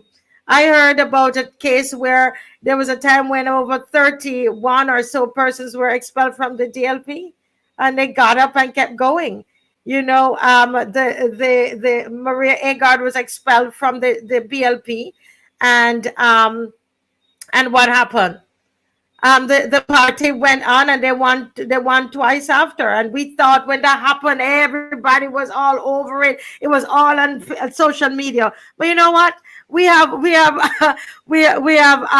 such a short memory. We have a short memory of these things, right? It's not. I mean, political parties go through so much restructuring and so many changes. And that's how even the DLP was formed. It was formed out of another party. So, these things, they happen, and parties go through these things. And so for me, I don't see it as the end of the DLP. Far from. Actually, what I do see it as, if I must be honest, is a cleaning of the house. A cleaning of the house. And I believe they're going to breathe a little freer now. And they're going to be able to do a lot more right now, because there was a lot happening in there. And I want us to, as we wait on Apostle to join us, Apostle Scantlebury, I want us to look at the structure of the DLP, because, the DLP is over 60 years old. As far as I remember, 69 years old. And if I'm wrong, I know that somebody will message me. But as far as I know, the DLP is 69 years old. I mean, it's not a little pion organization. The DLP is 69 years old, and it has a structure. There's hierarchy, and there's structure. There's order, right? There is order in the DLP. It's not something that just started last week. And for those of you who are thinking that somehow this happened, it's going to destroy let's begin to understand, that this is not a party that started 2 years ago or 4 years ago. Yeah? Huh? It's not something that started, 10 years ago. Over 69 years ago, and there's a structure in place. And so let's look at the structure of the DLP. And I deliberately didn't want anybody from the DLP to be on, here tonight, right? I just wanted citizens like myself, because I'm not a member of the DLP. But I wanted citizens to come on. Rose just says that, that just told us that, she's not a member of the DLP. Apostle Breedy is not a member of the DLP, right?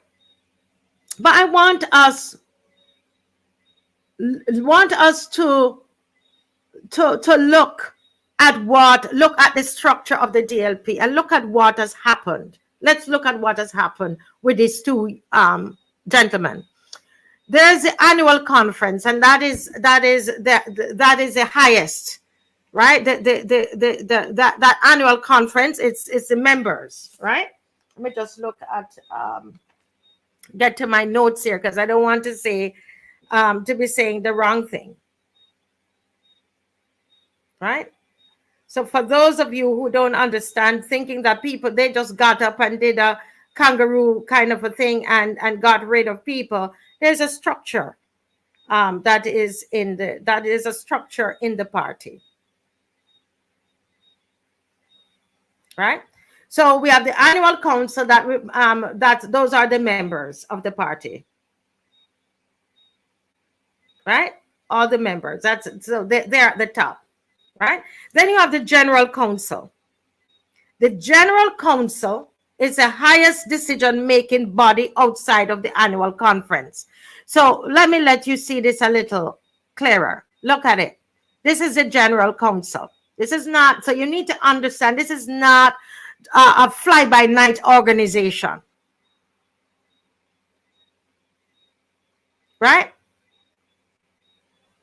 See? So the general council is the highest decision-making body outside of the annual conference. And it is made up of the members. The members are the former parliamentarians. So anybody who was a parliamentarian, okay, make up the general council. There are 2 representatives from each branch. So try to imagine everybody who you've ever seen who was a parliamentarian, they're alive, they're part of the general council. Then there are 2 representatives from each branch. There are former candidates that contested the last election. So those candidates that contested the last election would make up the general council as well. Try to remember this because we're going to go back to this. Persons elected from annual conference. So there are persons that are elected from the annual conference, and they are also part of the general council. As I said, remember that, okay? Because it is this general council, that met last night.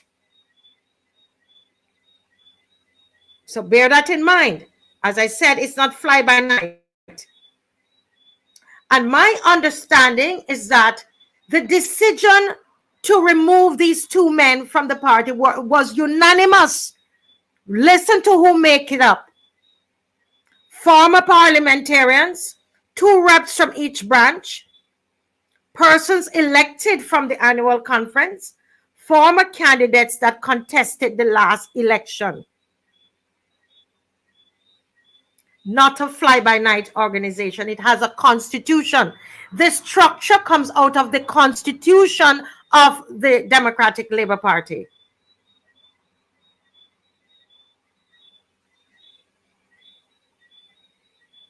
Then there is the Executive Council. The Executive Council, look at who is in there. You have the officers elected at the annual conference. So remember, the annual conference is coming up next weekend, I'm told. Okay. So let's look at the Executive Council. Officers elected at the annual conference. Okay. So all the officers that were elected at the annual conference, and so that would be, like your president, and you have your first vice president, second vice president, etc., etc., the secretary general and general secretary. I need to say that general secretary. Then you have the co-opted members by the general secretary and president. So the general secretary and the president, they have the power to bring, to get some members to be, be part of the Executive Council. Because I hear a lot of people there discussing this thing, but I don't think that the average Barbadian understands the workings, the inner workings of the Democratic Labour Party, and that it is a structured organization. Unlike some, a lot of third parties they start today and they're gone tomorrow. This is going 69 years, people. And when I did the film on Errol Barrow, it was so interesting to do just a study of the party and to understand how it works. And this party would have seen all kinds of issues, right? There was a Clyde Maskell when he left. And I mean, come on, people. Come on. This is a strong party. This is strong. The history. I am talking about the history of the party and the organs of the party. Not fly by night. You hear I tell you? Okay. So the executive council is, and then they have persons elected from the general, council. Okay. And they make up the executive council. And so that is the council that Ronnie and Steve, that they would have been in, the executive council. But did you hear what I said? The Constitution says, what is the highest decision-making body outside of the annual conference? What is it? We're in class. Write it for me in the comment section. Because a lot of people, some people don't want to learn anything. You don't want to hear anything. You just want to go along with what is, gossip and what, let's stick to facts and let's stick to what is. Huh? What is the highest decision-making body outside of the annual conference? I'm not going to answer until you put it in. I'm being like Rose Corbin. I'm a teacher tonight. Okay? Then there is what is called the disciplinary committee. The disciplinary committee, elected by the general council. And I'm going to say to people, we can disagree, but we're going to the kind of name calling and what we're doing to people in the comment section. Guys, I'm warning you. And then those that are doing it, I'm going to remove you. Okay? Good. The disciplinary committee is elected by the general council. All right? And I see Apostle Scantlebury, and I know he's listening, and he's a man of order. He will understand how these things work. The disciplinary committee is elected by the general council. Okay? And the chairman from the disciplinary committee must be from the executive council. So the chairman, who was Apostle, help me guys, Apostle Durant, was part of this, the executive council. That's how come he was the chairman. So he came from the executive council. So they elected him and he came from there. Members of the disciplinary committee can be any member of the party. So there are other members that make up this disciplinary committee. All right. Now, good night, Apostle Scantlebury. How are you doing? I'm doing great. Thank you again for inviting me to be on your show. How are you doing tonight? I am fantastic. I'm in a teaching mode, and I'm drawing you. I'm drawing you in before you make your commentary. Okay? Yes, ma'am. Yes, ma'am. Go right ahead. Yeah. Now, Apostle, what we're talking about is this organization, this political organization, one of the oldest in the Caribbean, that has been in existence for 69 years.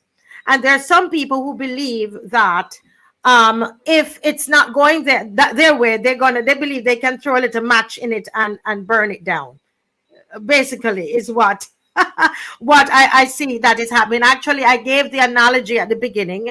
I'll say this to you before I go back to my little slide here about Solomon. You remember King Solomon, when there were two mothers and they were quarreling over a baby, and they were each saying the baby was theirs, right?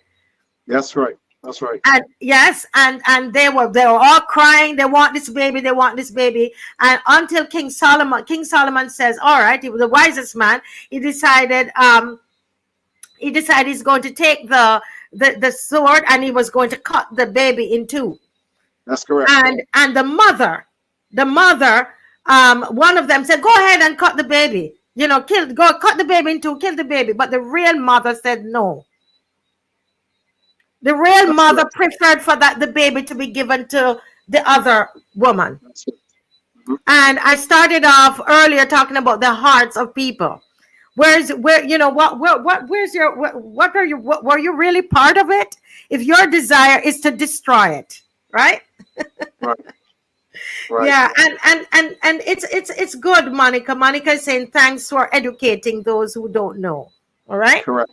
Very good. Very good. And I think this education is important because they need to understand what happened last night, and that this is not a kangaroo court. It's not something that they came up with and just did. It's part of the Constitution. They followed the Constitution of the party, right? So this disciplinary committee, Apostle Scantlebury, received complaints from members about these two gentlemen, the president and the general secretary. And my research told me, as I said, I didn't ask anybody from the DLP to be on the show because I wanted to do my own research. Okay. Very good. Very good. My research showed me, Apostle, and okay, Mrs. Corbin is still there, that they were invited by the disciplinary committee to come to a meeting, to come to a hearing. Right. Because of how the Constitution. And they have to date, I'm going to my notes so that I don't make up any stories. Neither of these two gentlemen attended any of the meetings that were called by the disciplinary committee. Who elects the disciplinary committee? The General Council. Mm-hmm. Okay, and the General Council, okay, they are actually the highest, down from the annual council, they are the highest body, decision-making body. But these two gentlemen decided that they would not attend any of the three meetings. There was no correspondence based on my research, and my number is 236-7000. If my research is wrong, send me a message and prove it. Right. Apostle, they Yes, ma'am. attended none of the three meetings. These are leaders. None of the three meetings. Right? They did not send any correspondence. They were given that opportunity. They were written, and the case of what was, what was against them was sent to them. There was nothing written, nothing to say they can't attend the meeting because of A, B, C, D. I was told that sometimes what they did, the goodly pastor, Apostle, who is a man of integrity, Apostle Durant, David Durant, my research told me that sometimes he would be there waiting 40 minutes before he starts that meeting, hoping that they would come. Apostle Durant, who are very close to Steve Blackett. Steve Blackett was even attending his church. And so he waited as a man of integrity, and a man of peace and order. Wow. Huh? That's interesting. And no, they did not. They did not turn up. 40 minutes they waited at these meetings for them to come. Did not turn up. Yeah. And they followed the constitution of the party. So nobody pushed them out. Nobody pushed them out. You have decided to defy here it is, the General Council put the disciplinary committee together, and these two gentlemen decided. And you could cuss me all you want. Right? You could cuss me all you want. It is what, unless you can prove that this is not fact, you could continue. But they have chosen, and I'm not even on air going to go through the complaints. I'm not going to do that. Okay. But to also say that these same goodly gentlemen you see here on here, they were also inside of the party planning how to bring the party down. How can you be part of something like that? And you're now also my research, and if I'm wrong, 2, 3, 6, 7,000. I deliberately brought no DLP on here because I did my own research. Do you understand? And they, Apostle, inside of, first of all, they call unlawful meetings.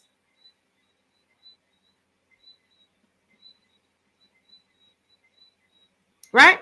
Unlawful meetings were called, and they decided, based on my research, there were talks about starting a new party. Wow. Interesting. How on earth would the Constitution allow this kind of behavior? Let's be real, people.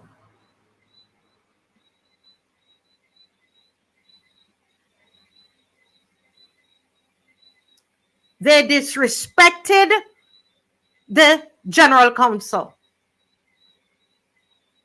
And therefore, and the disciplinary committee wasted the people's time. On top of that, and I'm going to say this here, and I won't say all the details, what people don't understand, Apostle, the things that that disciplinary committee had to go through. My research again told me there were people that even sent death threats to them. Wow. And I'm doing this tonight. The reason I'm doing this, I started off asking my Barbadian people, do you want a one-party state? Is that what you want? Don't you see the writing on the wall? Don't you see that there is other things that are operating, trying to give us a one-party state, a one-party structure in this country?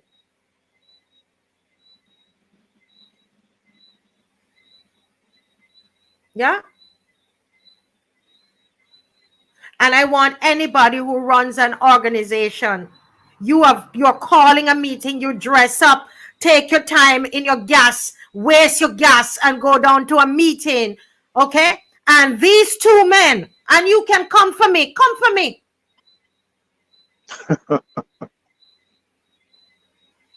3, 6, 7,000. If I'm telling lies, send it and prove it. Send it. Who would stand up for that? How can the party go on with that kind of indiscipline and disrespect? So I wanted to share that with the people of Barbados. Dave, can you show the hierarchy and organizational structure again, please? Right. Very good. And just make it smaller so people, right? And I make it so they can see how it is. It's not, Apostle Canterbury, this is not a fly-by-night organization. And so to those people who are saying that it's only trouble, it can only be trouble if they had not gone by the constitution of the party. There is no trouble. There is no trouble. This is it here in another, this note shows a relationship.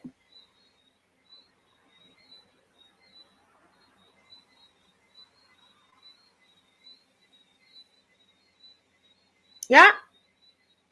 This is now showing the relationship. It's simple. Why can't you follow? Why, if you're going to be a leader, why you're above discipline? You're above somebody has a complaint. and they have no recourse. They can't go. Then you can't sit down to hear and let the evidence come out and let there be discussion and a hearing. That's all they were asking for, a hearing. And they have written to them and 3 times faster, and they never showed up. Never showed up. I know, sir. Thank you for joining, and I know you have been hearing all that is happening. I don't know if you knew all of this structure that's in the party, but I want to hear your thoughts on what has happened. Do you think that now that this is trouble for the party will be destroyed? You know, what are your thoughts? Well, you know, again, thank you so much for having me with you again. I don't agree with the concept that this is going to destroy the party.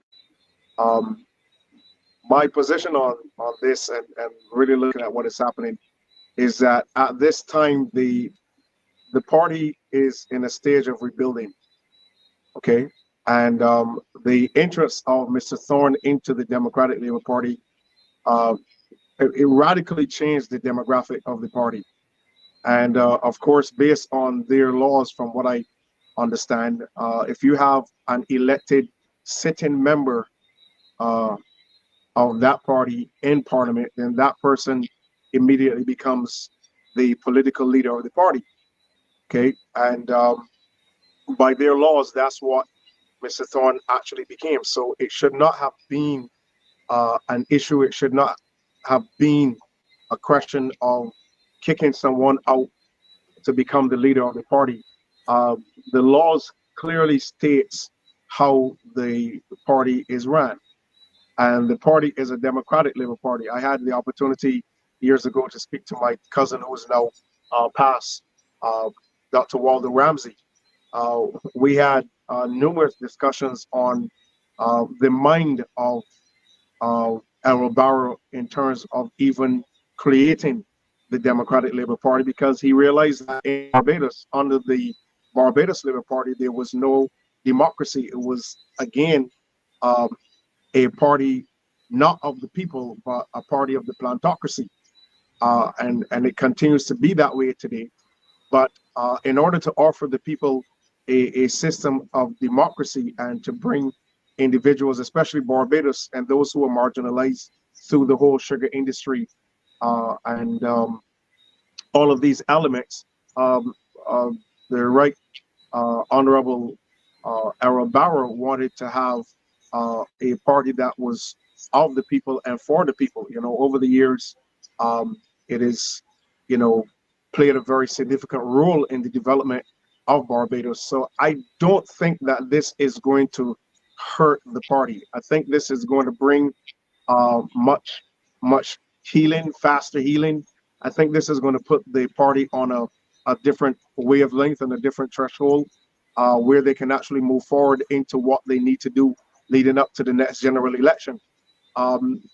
Madam Weeks, we have to understand that when it comes to the political element and being a person, you know, that understands the Bible, there comes a time when you have to make the tough decisions. And Mr. Thorne, being who he is and being the leader of the opposition right now, his place even in Parliament has allowed the public of Barbados to know of the ills and a lot of the things that could have been easily, you know, brought into law in Barbados that the public would never have known about. So when we're, you know, talking and saying, you know, things that are, you know, discrediting him, his presence there and then his 2 senators have allowed Barbadians to be on and be in the knowing of a lot of the things that we probably would not have known about. The crime prevention bill, you know, the bill in relation to, you know, bail, all of these different things, the issues of corruption. I mean, seriously, as Barbadians, we need to be more focused on what is happening with our country rather than trying to divide our nation into this and that party. So I think right now, this tough decision that was made by the the hierarchy of the Democratic Labour Party has actually put the party in a better position to move forward. I think the weeks and months where they've been at a stalemate, where these two gentlemen are concerned, and I don't have anything against them.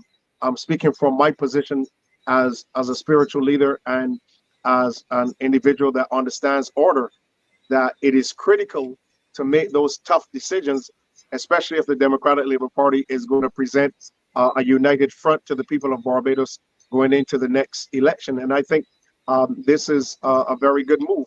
I'll tell you this, on the backdrop of the reality of, let's say, for instance, in the Bible, let's take a look at Joseph.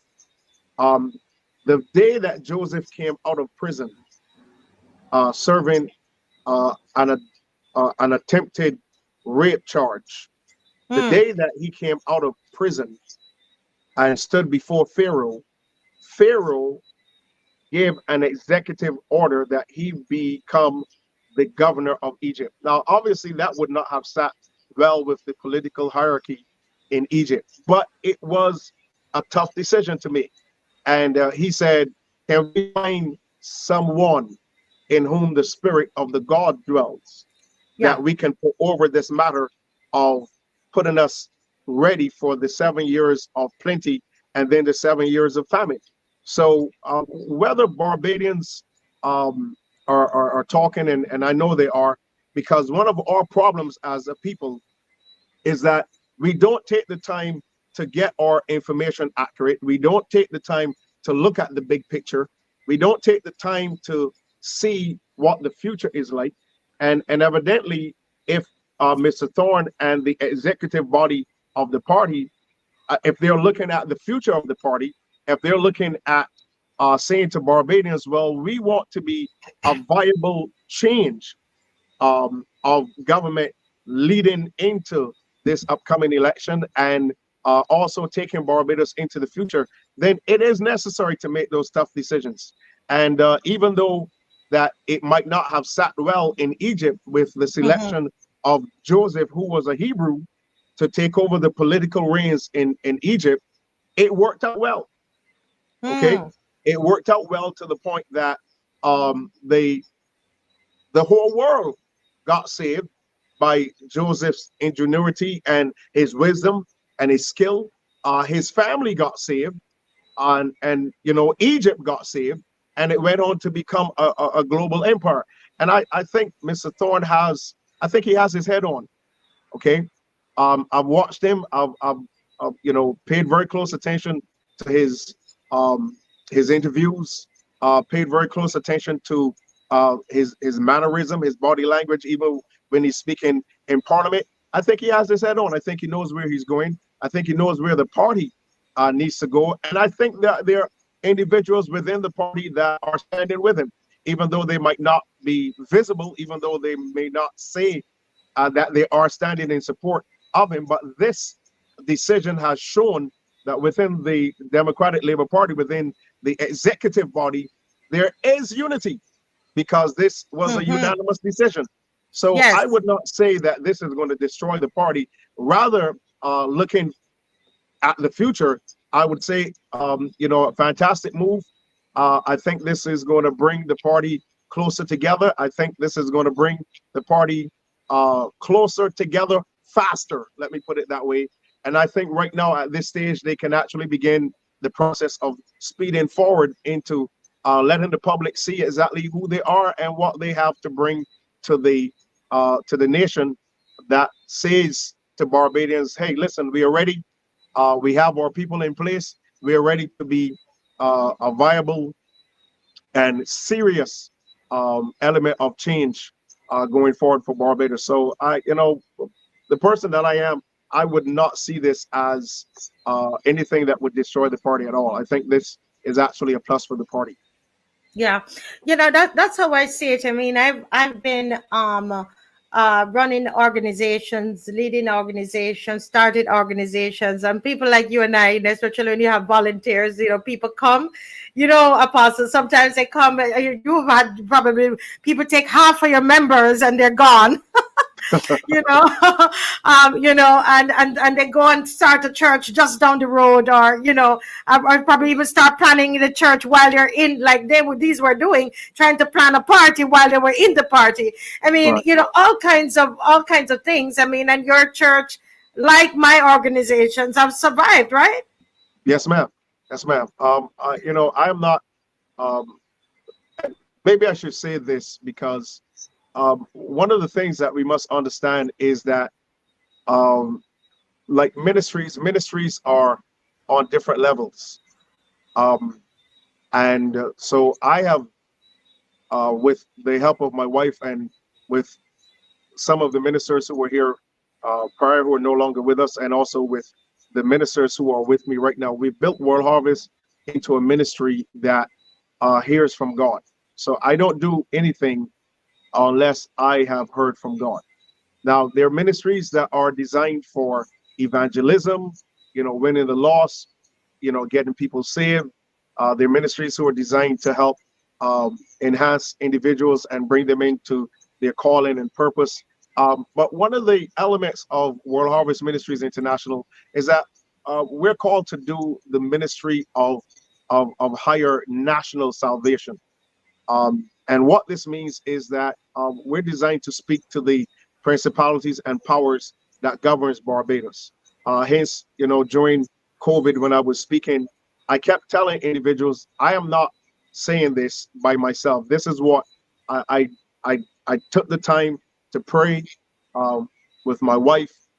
We asked the Lord, tell us about COVID, explain to us, show us exactly what Right. COVID Remember, don't is. use that V word on here. Okay. Just letting you Yeah, know, I want to keep my channel for the people yeah, of Barbados. Go ahead. yes, right. And so I'm just saying this to help you understand that when I Yes. speak, I speak from the position of the salvation of the nation, the safety of the nation.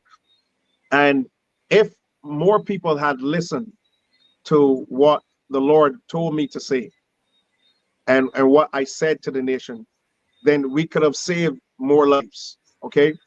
But this is what I need us to understand. And I'm not um, the kind of person, I'm not, um, political from the point of view of for one party or for another. I understand the role of politics in the island of Barbados. And I think right now, with the entrance of Mr. Thorne into the Democratic Labour Party, I think the Democratic Labour Party has a very serious future right now. I think Barbados has a very serious future. I've had the chance to speak with Mr. Thorne personally, face to face, and it gave me an opportunity to assess his mental state, his spiritual state, and he is a man that will listen and take advice and implement the advice for the betterment of the party and for the people of Barbados. So I just want to say this, that the time has come now to actually save Barbados. We have to make sure that Barbados has a future. I believe very, very strongly that Mr. Thorne has a vision, which I know for sure, and he's implementing that vision. It is not going to please everybody.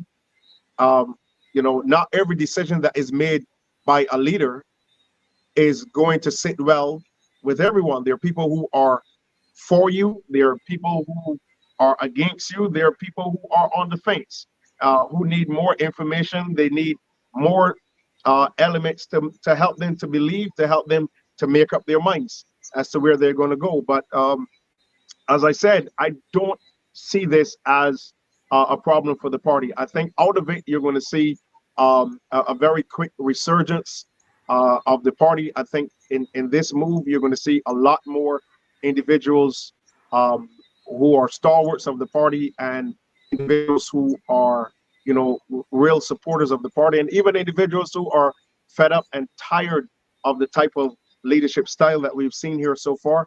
I think this is a pretty good move, and we'll see in a few days, in a few weeks, exactly what it will turn itself into. But again, those who know, they know, and again, I think this is a very, very strategic move by the party that is going to yield benefits in the long run. Thank you, Apostle. And you know what? One of the things that I really I admire when I started to do the research on, I spent a lot of time today digging in and yesterday, and I thought about our own Apostle David Durant. Mhm. You know, who some people are trying to crucify at this point, and this man is such a man of integrity. He's been a pastor in Barbados for so many years. He was a senator, you know, and for the DLP.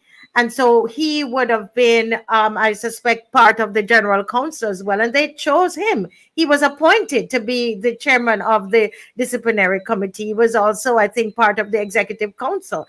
And you know, with that group where with that Ronnie was a part of, and so very open-minded, a fair person, somebody of integrity. Dave and I know him very well. And what we're happy for, because, you know, sometimes we complain that the church is not involved, right? Right, But right. to see him leading this as another one apostle to another apostle, what would you want to say to David Durant tonight, sir? Well, at this time, you know, if I had the opportunity to speak with him, first of all, I would tell him to stand his ground. And then not only from the point of view of, you know, handling the situation primarily from the order of the executive body, but also as a man of God, as an apostle. The Bible reminds us that whosoever sins we retain, they're retained to them, and whoever sins we forgive, they're forgiven.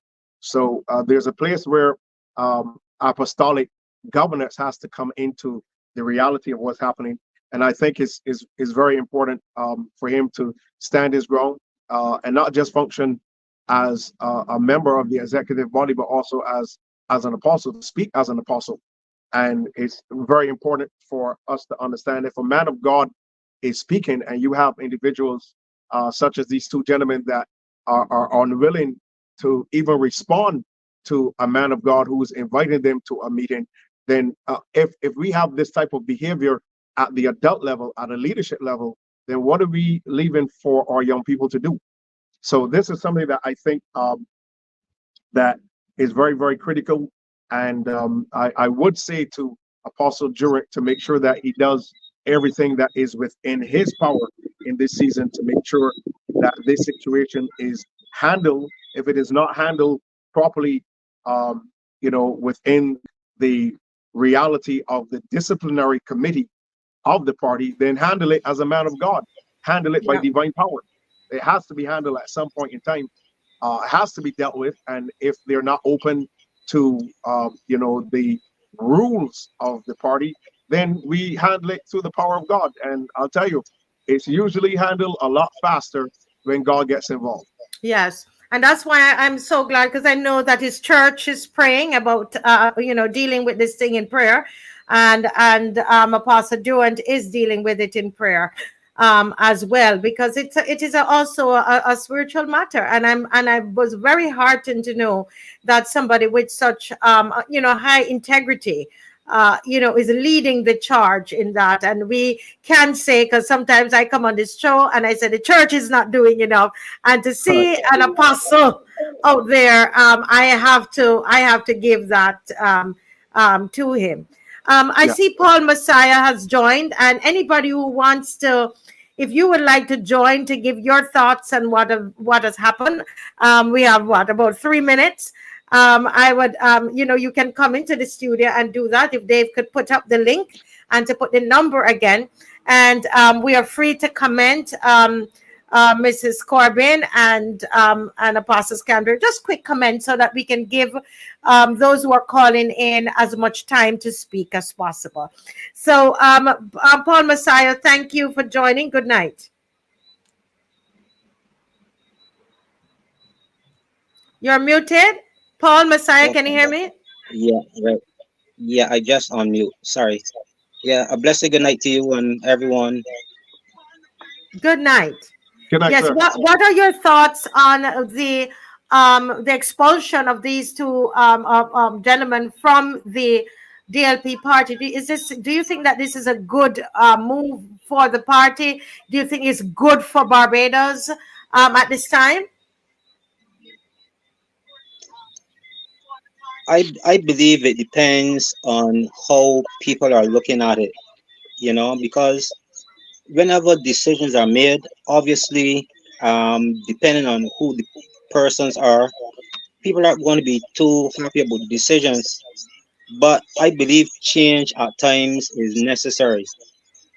My only issue is that when people like refuse to accept change, because change is necessary. Um, I made a couple notes. I don't know. I would pray that people really understand where I'm coming from. Because I'm a builder, and sometimes it is necessary to pull down things, but pull down things with the knowledge that you're going to do some rebuilding. Nobody likes to pull down, trust me, but it is a necessary thing to do, especially if you're looking to rebuild and looking for change. That's right. Uh, People must be mature enough to accept decisions that are not in their favor.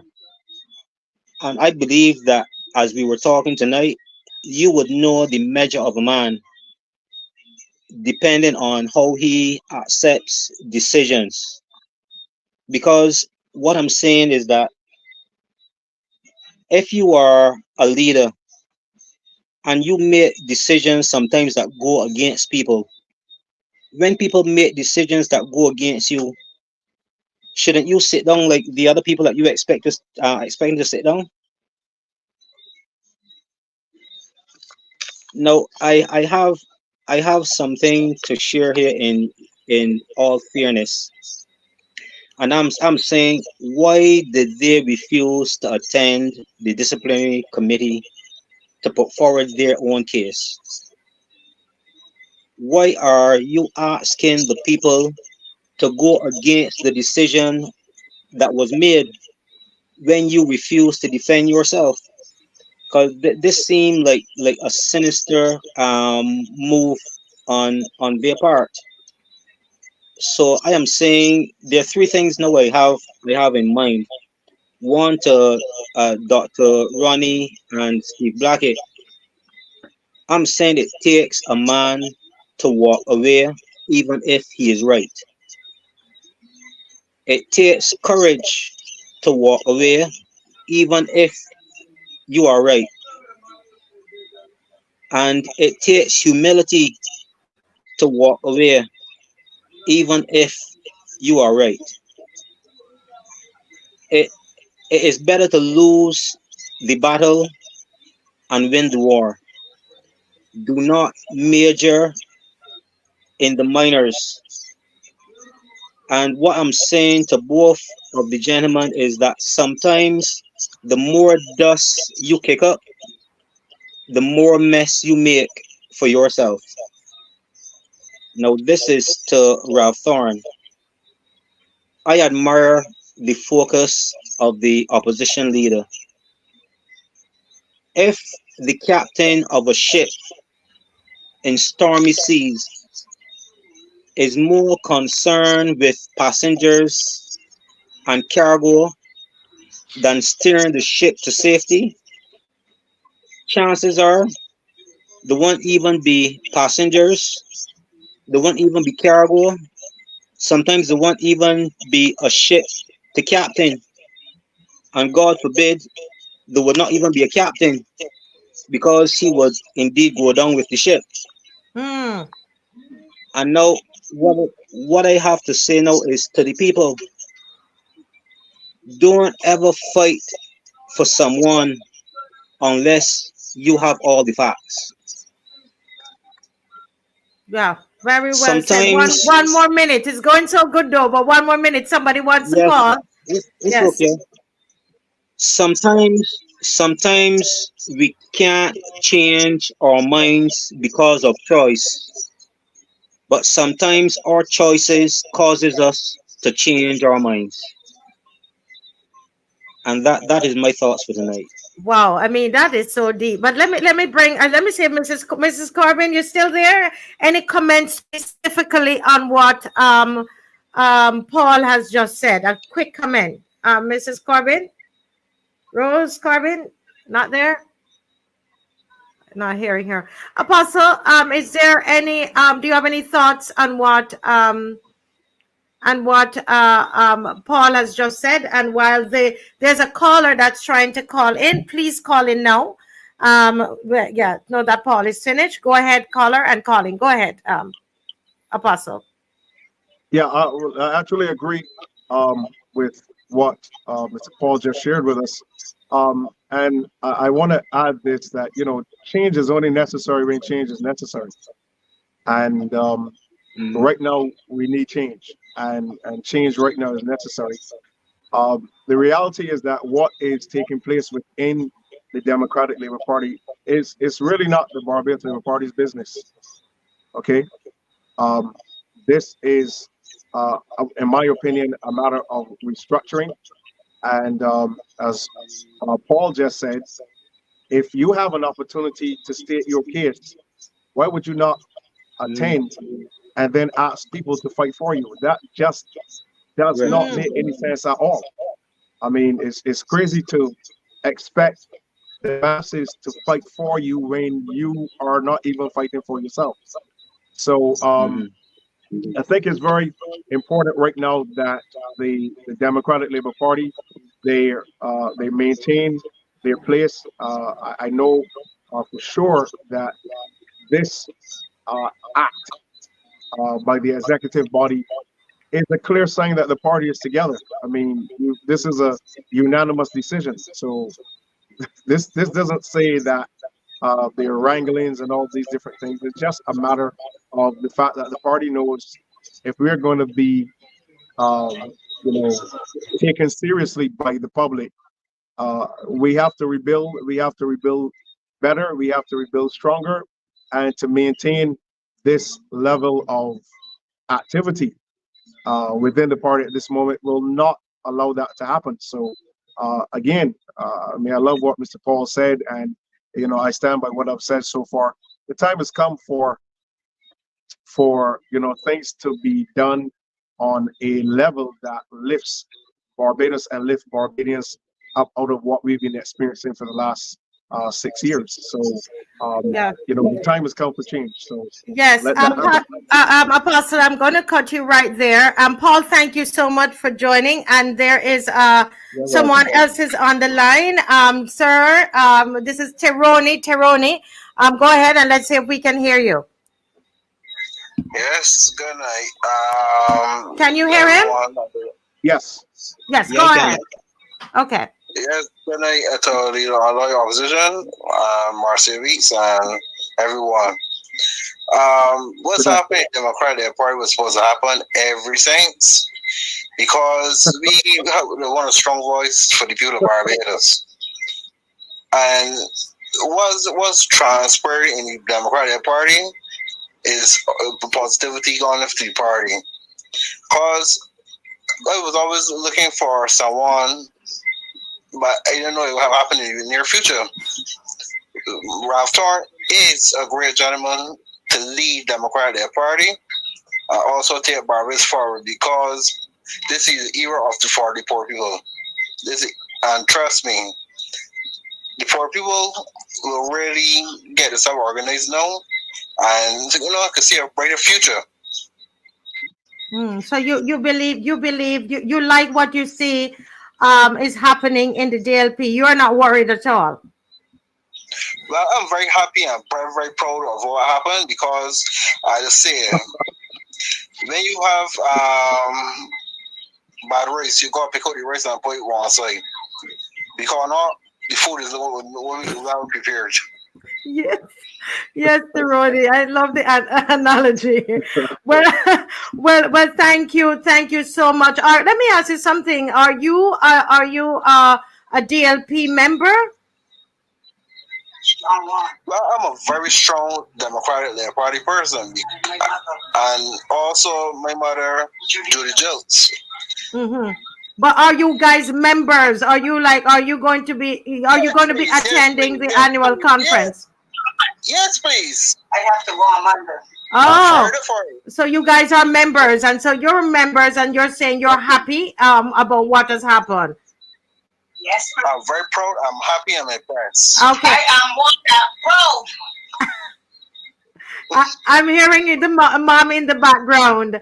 Okay, well, good for both of you, and thanks for your comments. And bless you. What would you want to say to the other members of the DLP tonight? Well, for the other members of the Democratic Party, it's ground raising. Everybody should come together for not only the party for Barbados, unite and fight the enemy. Okay. We need transformation of a positivity like over Barbados. Yes. Yeah, right, balance. Wonderful. Thank you so much for calling. Thank you. God bless. Blessings and God bless also. Yes, thank you. Thank you. God bless you. Wow, very good. There was another call coming in. Let me see if I can get this other person to come in. Let me see. Good night, caller. Good night. Good night. Can you speak up a little bit more? Are you hearing me now? Yes. Well, I'm hearing you. Are you hearing her, Apostle? Yes, I am. Okay, they're hearing you loud and clear. Go right ahead.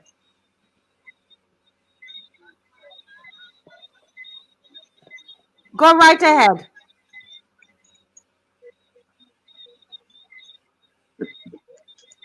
Hello?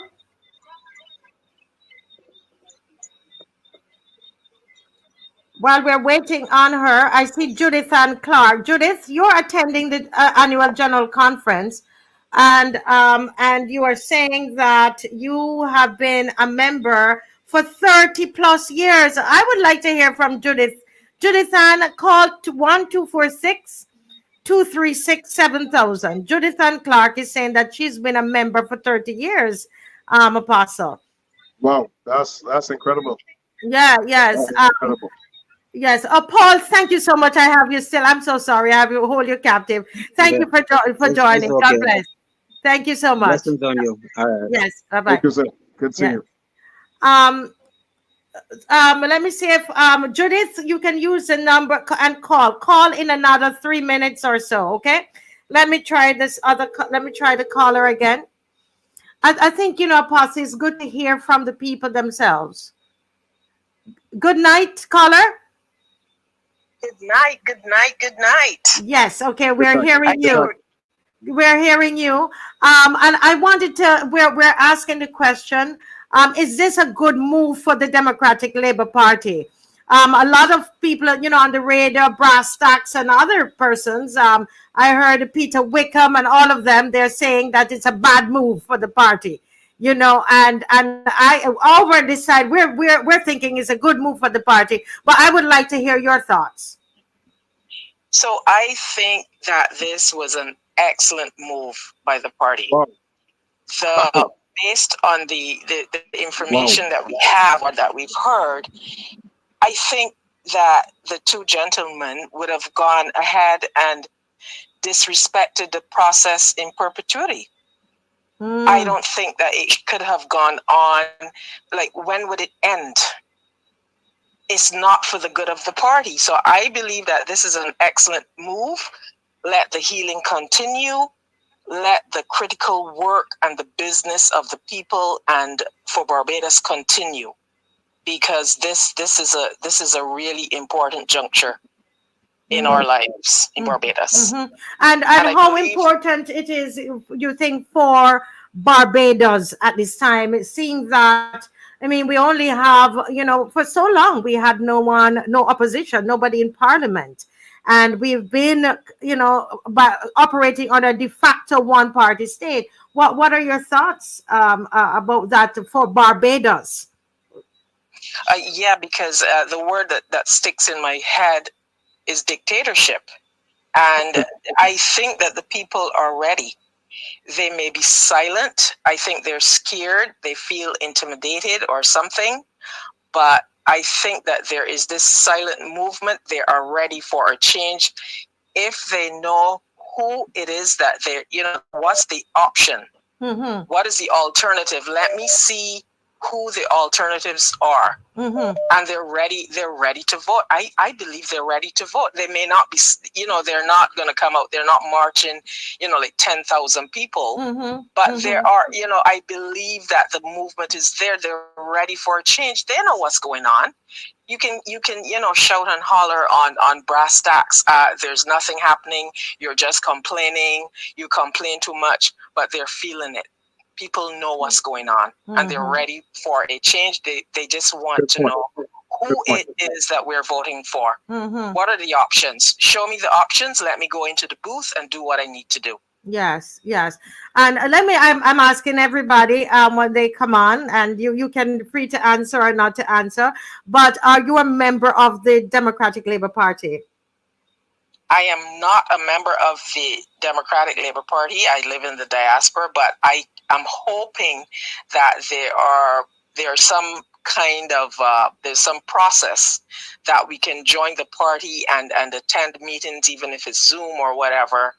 And we have intentions of joining the party because this is important. This is important. Yes. We've never seen this type of dictatorship type of thing going on in Barbados. No. So yes. To answer the question, no, we are not, but we will be for sure. You're not members as yet, but you will be members of the Democratic Labour Party. Well, it's great to hear, and this is somebody from the diaspora. Great to hear from you, ma'am. Thank you so much. That's awesome. Thank you. Yes. Bye-bye. Bye-bye. Wow. Did you hear that, Apostle? That's incredible. That is incredible. Yeah. Another person from the diaspora saying we want to vote. You all need to write to Mr. Thorne and let him start to advocate for that. There's another call coming in. People actually seem like they prefer the telephone than to come into the studio. Good night. I see this is a Judy. I won't call the name. I'm not supposed to call names. Go ahead, please, ma'am. Good night. Good night. Good to hear you. What are your thoughts? Yes, good to hear. Thanks for calling. Well, thank you for calling my name. I am a member and a proud member of the Democratic Labour Party. What the council did to Steve Blackett and Ronnie Edwards, they're right to do it. They had 3 calls to come to the meetings, and they didn't turn up. The right to expel them, and Peter Wickham is for the BLP. So you're saying to people not to listen to them, and you are a member. So are you going to be at the annual conference? Yes, I am. I have to be there. Okay. Wow. Because this means something to you. What do you think about Rob Thorne and the work that he's doing? He's an excellent gentleman, and I am proud that he's leading the Democratic Labour Party because we need people like him in the party. Yes. What do you want to say to your other? Go ahead. He's a straightforward gentleman, and I love Mr. Thorne with all my heart. He's a man to my heart. He comes out and tell you what he have to tell you, and I know that he's a man of God. Okay. So what do you want to say to the other members of the Democratic Labour Party who would have heard all the other pundits today saying that this is terrible, the party is going to be destroyed? What do you want to say to those Democratic Labour Party members like yourself out there tonight? Right now, this party is going to move on forward because 2 of them that was giving problems out, and this party is going to move on. Mr. Thorne is the right gentleman, as I said just now, for this party, and we need other people, and the people that is members, if they're Jews and paid up, go and make sure that they vote out this BLP party. Okay, wow. Well, she advertising too. Well, ma'am, thank you for calling. It's great to hear you. Thank you for calling. Thank you, and a pleasant good night to you all. Yes, ma'am. Thanks. Thank you. Good night to you as well. Yes, yes. Any thoughts there? I'm not hearing Mrs. Corbin. But any thoughts there, Miss Apostle? Well, you know, so far the consensus from the callers that are coming in are actually in agreement that the move was necessary, and I think even one caller said it should have been done, as they said, ever since. So Ever since. you're not getting that. You only get it from the other side that it's a bad decision. But you have to understand again that when you have moderators on call-in programs who make it clear the party they support, you're always going to get that group of bias, rhetoric coming in, and that's what you get from the Peter Wickham show. Okay. And again, I don't think this decision is a matter for public opinion, and neither do I think this decision is any of the Barbados Labour Party's business. And they should not take this and make this a matter of political gain or use it to create any kind of political leverage with the people. This is a party's matter, and they have taken it upon themselves to act in accordance with their laws, and that's something that they should respect and celebrate the fact that the Democratic Labour Party is doing things within the framework of the party's disciplinary committee. So I'm actually happy hearing individuals that are calling in and saying that it is an actual really great move that was made by the executive body of the party. So let's see where this goes. Like I said, I don't see it becoming anything destructive for the party. I can only see them getting up from this and building and coming back better and coming back stronger. So we'll see. It's funny that I spoke with only today, and my husband was there as a witness. I mean, we spoke with a couple they live in can't remember which state in the US that they live in, Maryland or somewhere like that. And you know what? They are so excited about what happened. They're here visiting. And these are people that are ready to, when it's time for election, to come down to vote.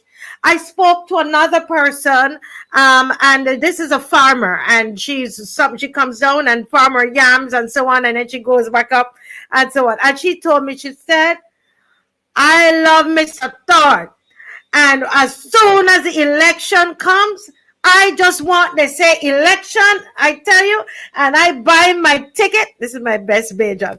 I buy my ticket and I coming down to vote. So when you listen to the radio, when you listen to the brass tacks, when you listen to the Peter Wickham shows and the Charles Morris and all of them, you wonder really, are they really, really, really about what is truth? Is that really the sentiment on the ground? You really have to wonder, Apostle? Yeah, I'm not hearing that. I'm not hearing that this is going to be destructive to the party. And I've even spoken to individuals and in my circle about this, and they're not sensing no type of destructive element at all. I think what is happening right now, I'll go on a limb and say this: I know for a fact that the Barbados Labour Party right now is struggling. I know that they are aware that the Democratic Labour Party is stronger under Mr. Thorne. And, it's only a matter of time before we actually see the unraveling, let me put it that way, the unraveling of the Barbados Labour Party going forward. But this is going to be an amazing time. I think that with all that I have witnessed so far, this is an amazing time to rebuild an amazing time for the Democratic Labour Party to make sure that the public in Barbados, they know for sure what they're bringing to the table. I know there are a lot of individuals that are already behind Mr. Thorne, and I think this is just time for the wing of the eagle to be healed and to begin to soar again. So I'm looking forward to an amazing time of restoration, an amazing time of rebuilding, reconstruction, and then again for the party to reclaim their place in the minds of Barbadians. So I'm very, very happy to see this act, and I'm just laughing all the way. I'm very, very, very excited because it's time for Barbadians to see something different. Time for Barbadians to see something new, and I think they're going to see this with the resurgence of the Barbados Labour Party. I think by the time they actually do have this general conference, I think the energy is going to be there. I think Barbadians are going to see a new surge of energy, kind of similar to what we're seeing in America with Kamala Harris. I think we're going to see something similar like that with the people of Barbados and within the Democratic Labour Party. And I just want to be clear: brass tacks is just brass tacks. You can use them for a few days, and then afterwards they bend, get old, and get rusty. You got to look for new ones. So, we'll see. We'll see. Yeah. As I told Mr. Thorne, I said to him when we have the meeting, I told him that there are people that are praying for him that he does not really know about. And the reality is that he has to have very, very strong people around him, in order to make this work. And the people are slowly but surely making their way there and taking their place. And, the bricks and mortars are being laid. And sooner or later, you'll see what's being constructed. I've always said this, that in the Bible, when you read Genesis chapter 1, the Bible tells us that everything was created in the dark. There was no light. It's only after God said, "Let there be light," that we saw what was created.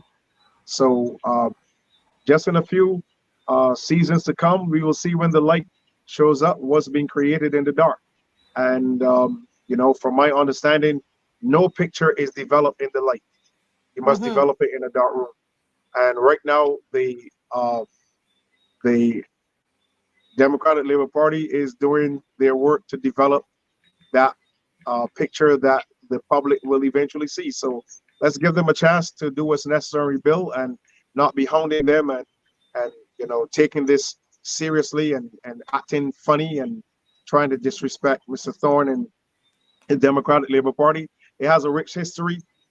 We know who founded it. We know what he did. And, strangely enough, when I was speaking with my cousin, Dr. Waldo Ramsey, he told me, he said, young Scantlebury, I'm going to tell you this.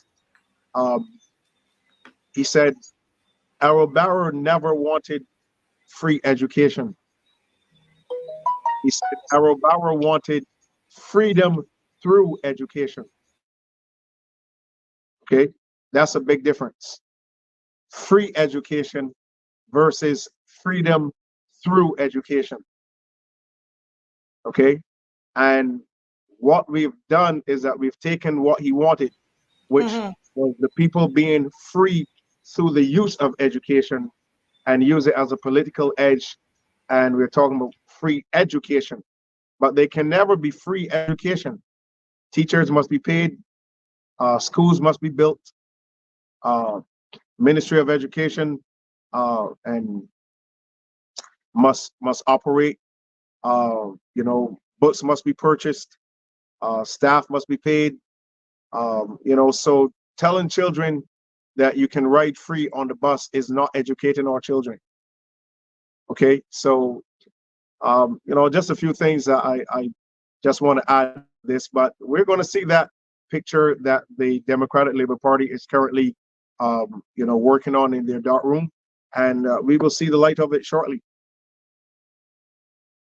Yes, yes, yes. I mean, great. I think this is great encouragement because, what people have to understand, Apostle Scantlebury, is that the media in Barbados, the media, we must understand this, and regardless of what we think of the DLP or the UPP or the APP or solutions and so on.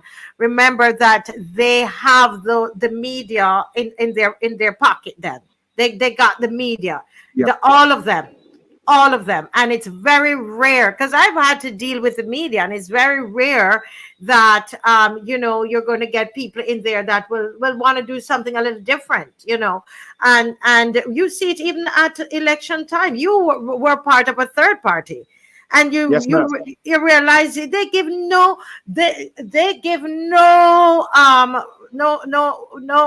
airtime to who they don't, the people they don't want to give airtime to, they don't get airtime, basically. Well, I'll tell you, if it wasn't for Loop News and certain elements of other versions of media here in Barbados, you would not have a platform to say anything on. And again, one of my big problems in Barbados is that we don't have any investigative journalism. So what we have is a sham. And again, we're talking about Barbados being a world-class country. Explain to me, how can world-class be one television station, two newspapers? Explain to me how you can have, just three main media houses, two telecommunication providers, one electric power provider. Explain to me, how can that be world-class? Okay, I would actually like to say what it is, but it definitely isn't world-class. And what we need in our media, because again, this is making sure that the public out there, they're not aware of the alternatives. And as I said, I never had the NBKA, the New Barbados Kingdom Alliance, as a third party. I said we are an alternative party. That's true. Okay. Correction. I stand corrected, sir. Right. Because we wanted to present to the people of Barbados an alternative to what they've been going back and forth to. And again, I think it's pretty important now, especially leading up to this next general election. Is going to be very, very interesting to see how things are going to unfold. But I think, again, the Democratic Labour Party right now, they have that push. They have that opportunity to really sway the minds of the people, the young people. I think people out there, they want something, they need something new. And I can tell you for sure, the people in 6 Mins here in St. Peter, they definitely need something. They need something to happen that would put them in a better position right now. So, kudos to this decision by the Democratic Labour Party, and they can only get better from here on. This is what I'm saying, and it's not even a matter of me using my spiritual gifts, okay? And I think it's very, very important. So we'll go forward from here. I think they're going to do very well. I think so too. And when you think, Apostle, that it was a unanimous decision based on my research, and as I said, my number is 236-7000. If what I'm saying is not truthful, feel free to call me and correct me and give me evidence. All right. Yep. But based on my research, Apostle, that it was a unanimous decision. Overwhelmingly unanimous. This is of the General Council, the highest decision-making arm of the party. So what are you fighting? What is it what are you fighting? What are you doing? More than you have said, they have said that if they do not, if they're not reinstated, they're going to destroy the party. And how that means if you really love something, Well, I think what they're dealing with is the shock. Okay. And people don't necessarily deal with shock the same way. And it's very, very clear from the reaction and the behavior and then the response from these two gentlemen is that they haven't handled the shock of this decision maturely. Okay. And they have not particularly handled this decision as maturely as they should have.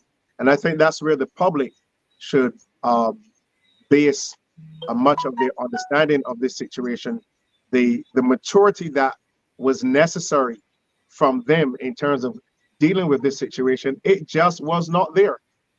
Okay.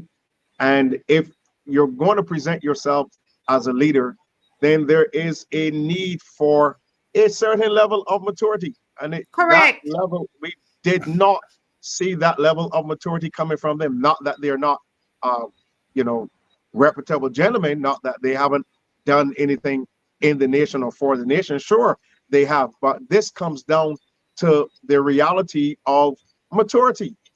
Okay, this comes down to, we have laws, we have an executive body, we have a disciplinary committee, we have floor membership. We understand that there is a way that the party functions, and you made a decision to just blatantly not function within the confines of this. And again, what we're dealing with here is not miscommunication. It is not a matter of Mr. Thorne being a dictator. It is not a matter of hatred. It is simply a matter of maturity.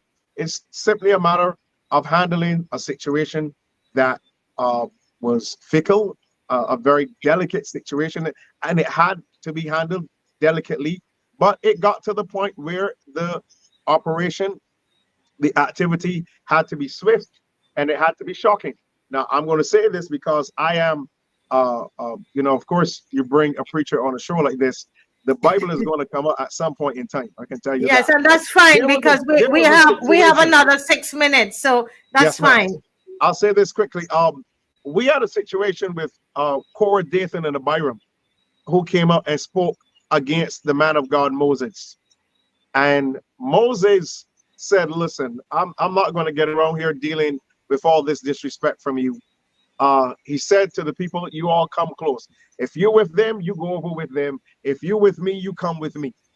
And he said, being a man of God, he said, the earth opened up, spoke the word of God. The earth opened up, swallowed 250 of them that were over with Korah, Dathan, and Abiram, and slammed closed. It was the fastest funeral in history, the fastest mass funeral in history.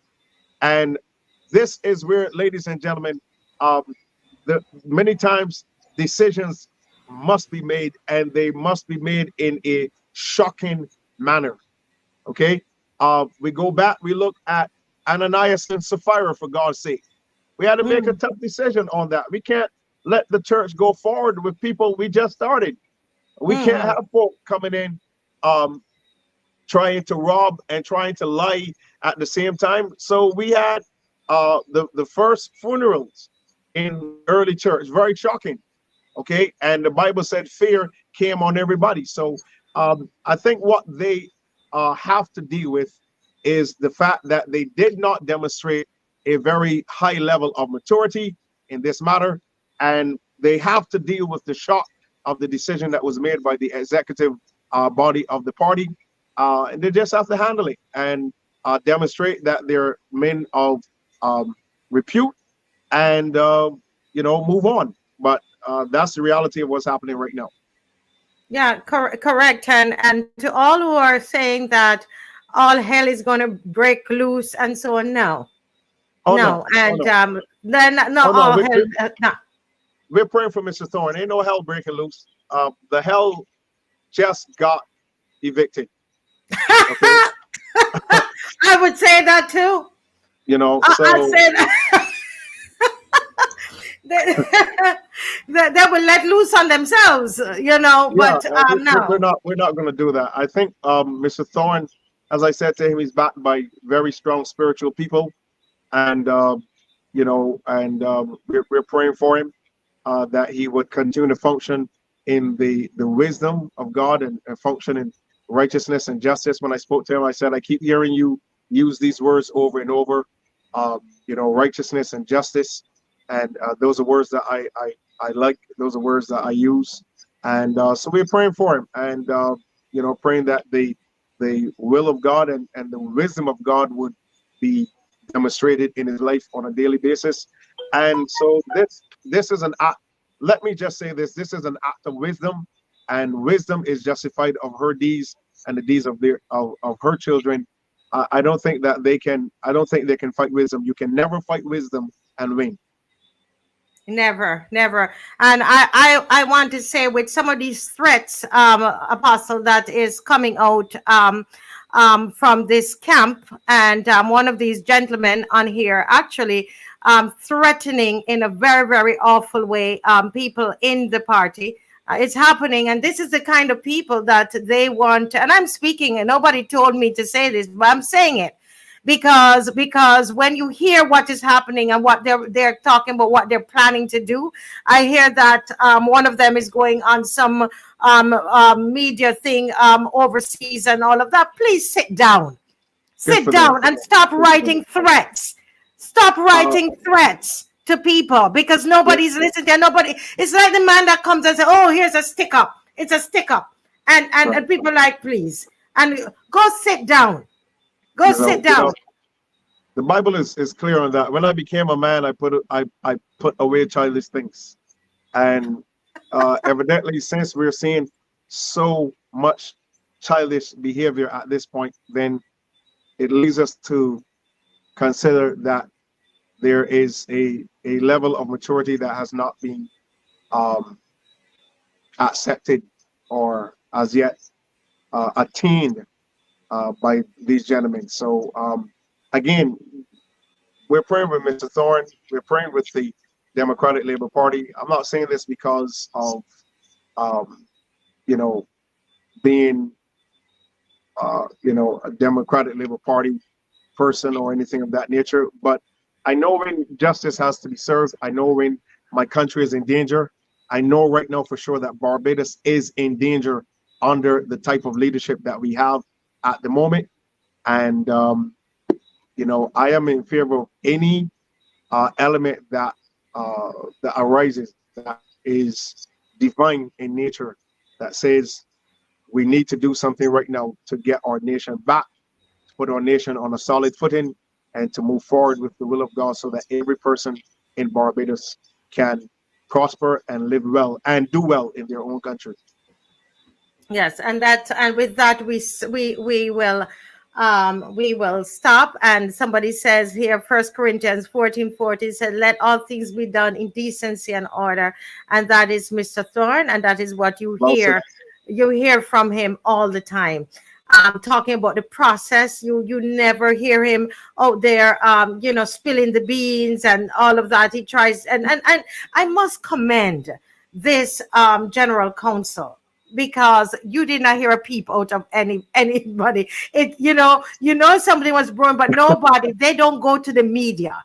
And that's how you know, I mean, it was done in the right way. I really admire that. And I admire the disciplinary committee as well, led by Apostle David Durant, a man of integrity.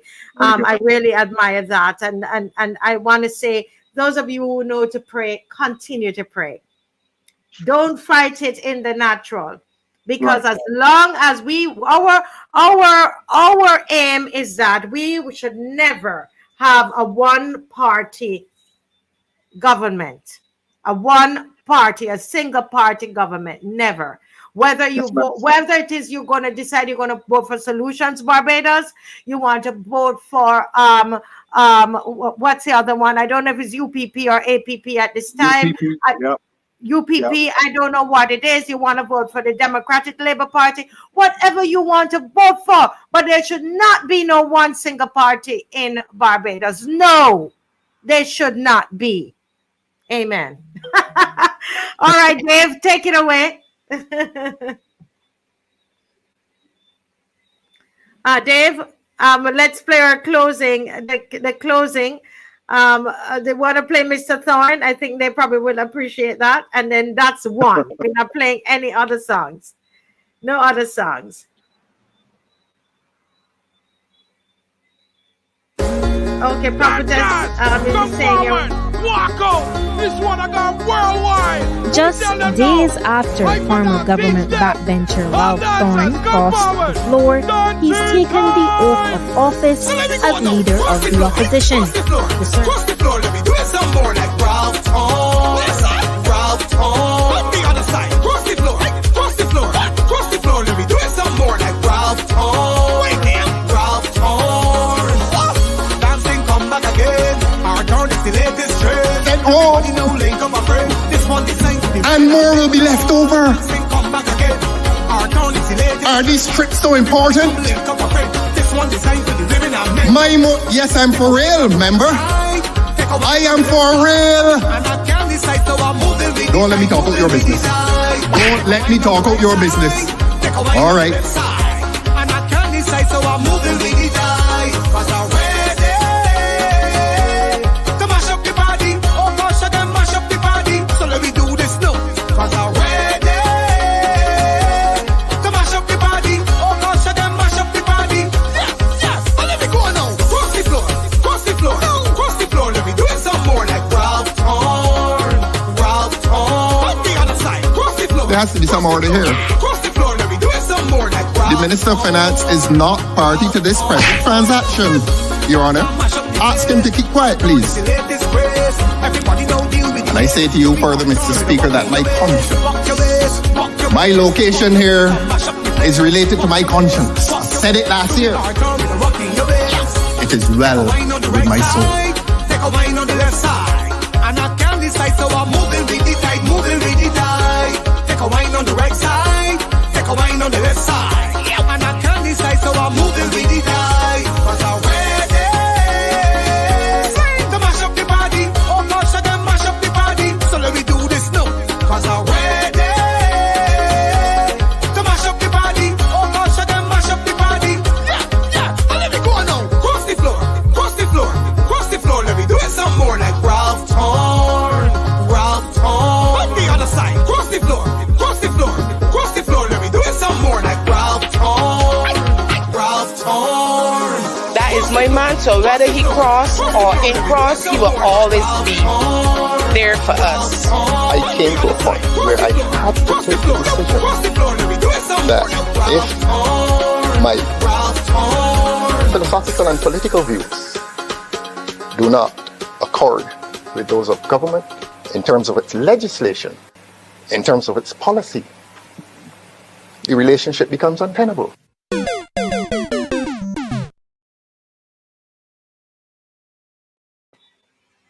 All right. Good night. Thank you, Apostle. You stayed so long with me. Thank you so very much. God bless you. Thank you so much. And we hope you can join us again soon. You were just here the other day. You're back again. Yes, ma'am. Let's hope you can join again. Thank you. God bless. Bye-bye. Bye-bye. Yes. Bye-bye.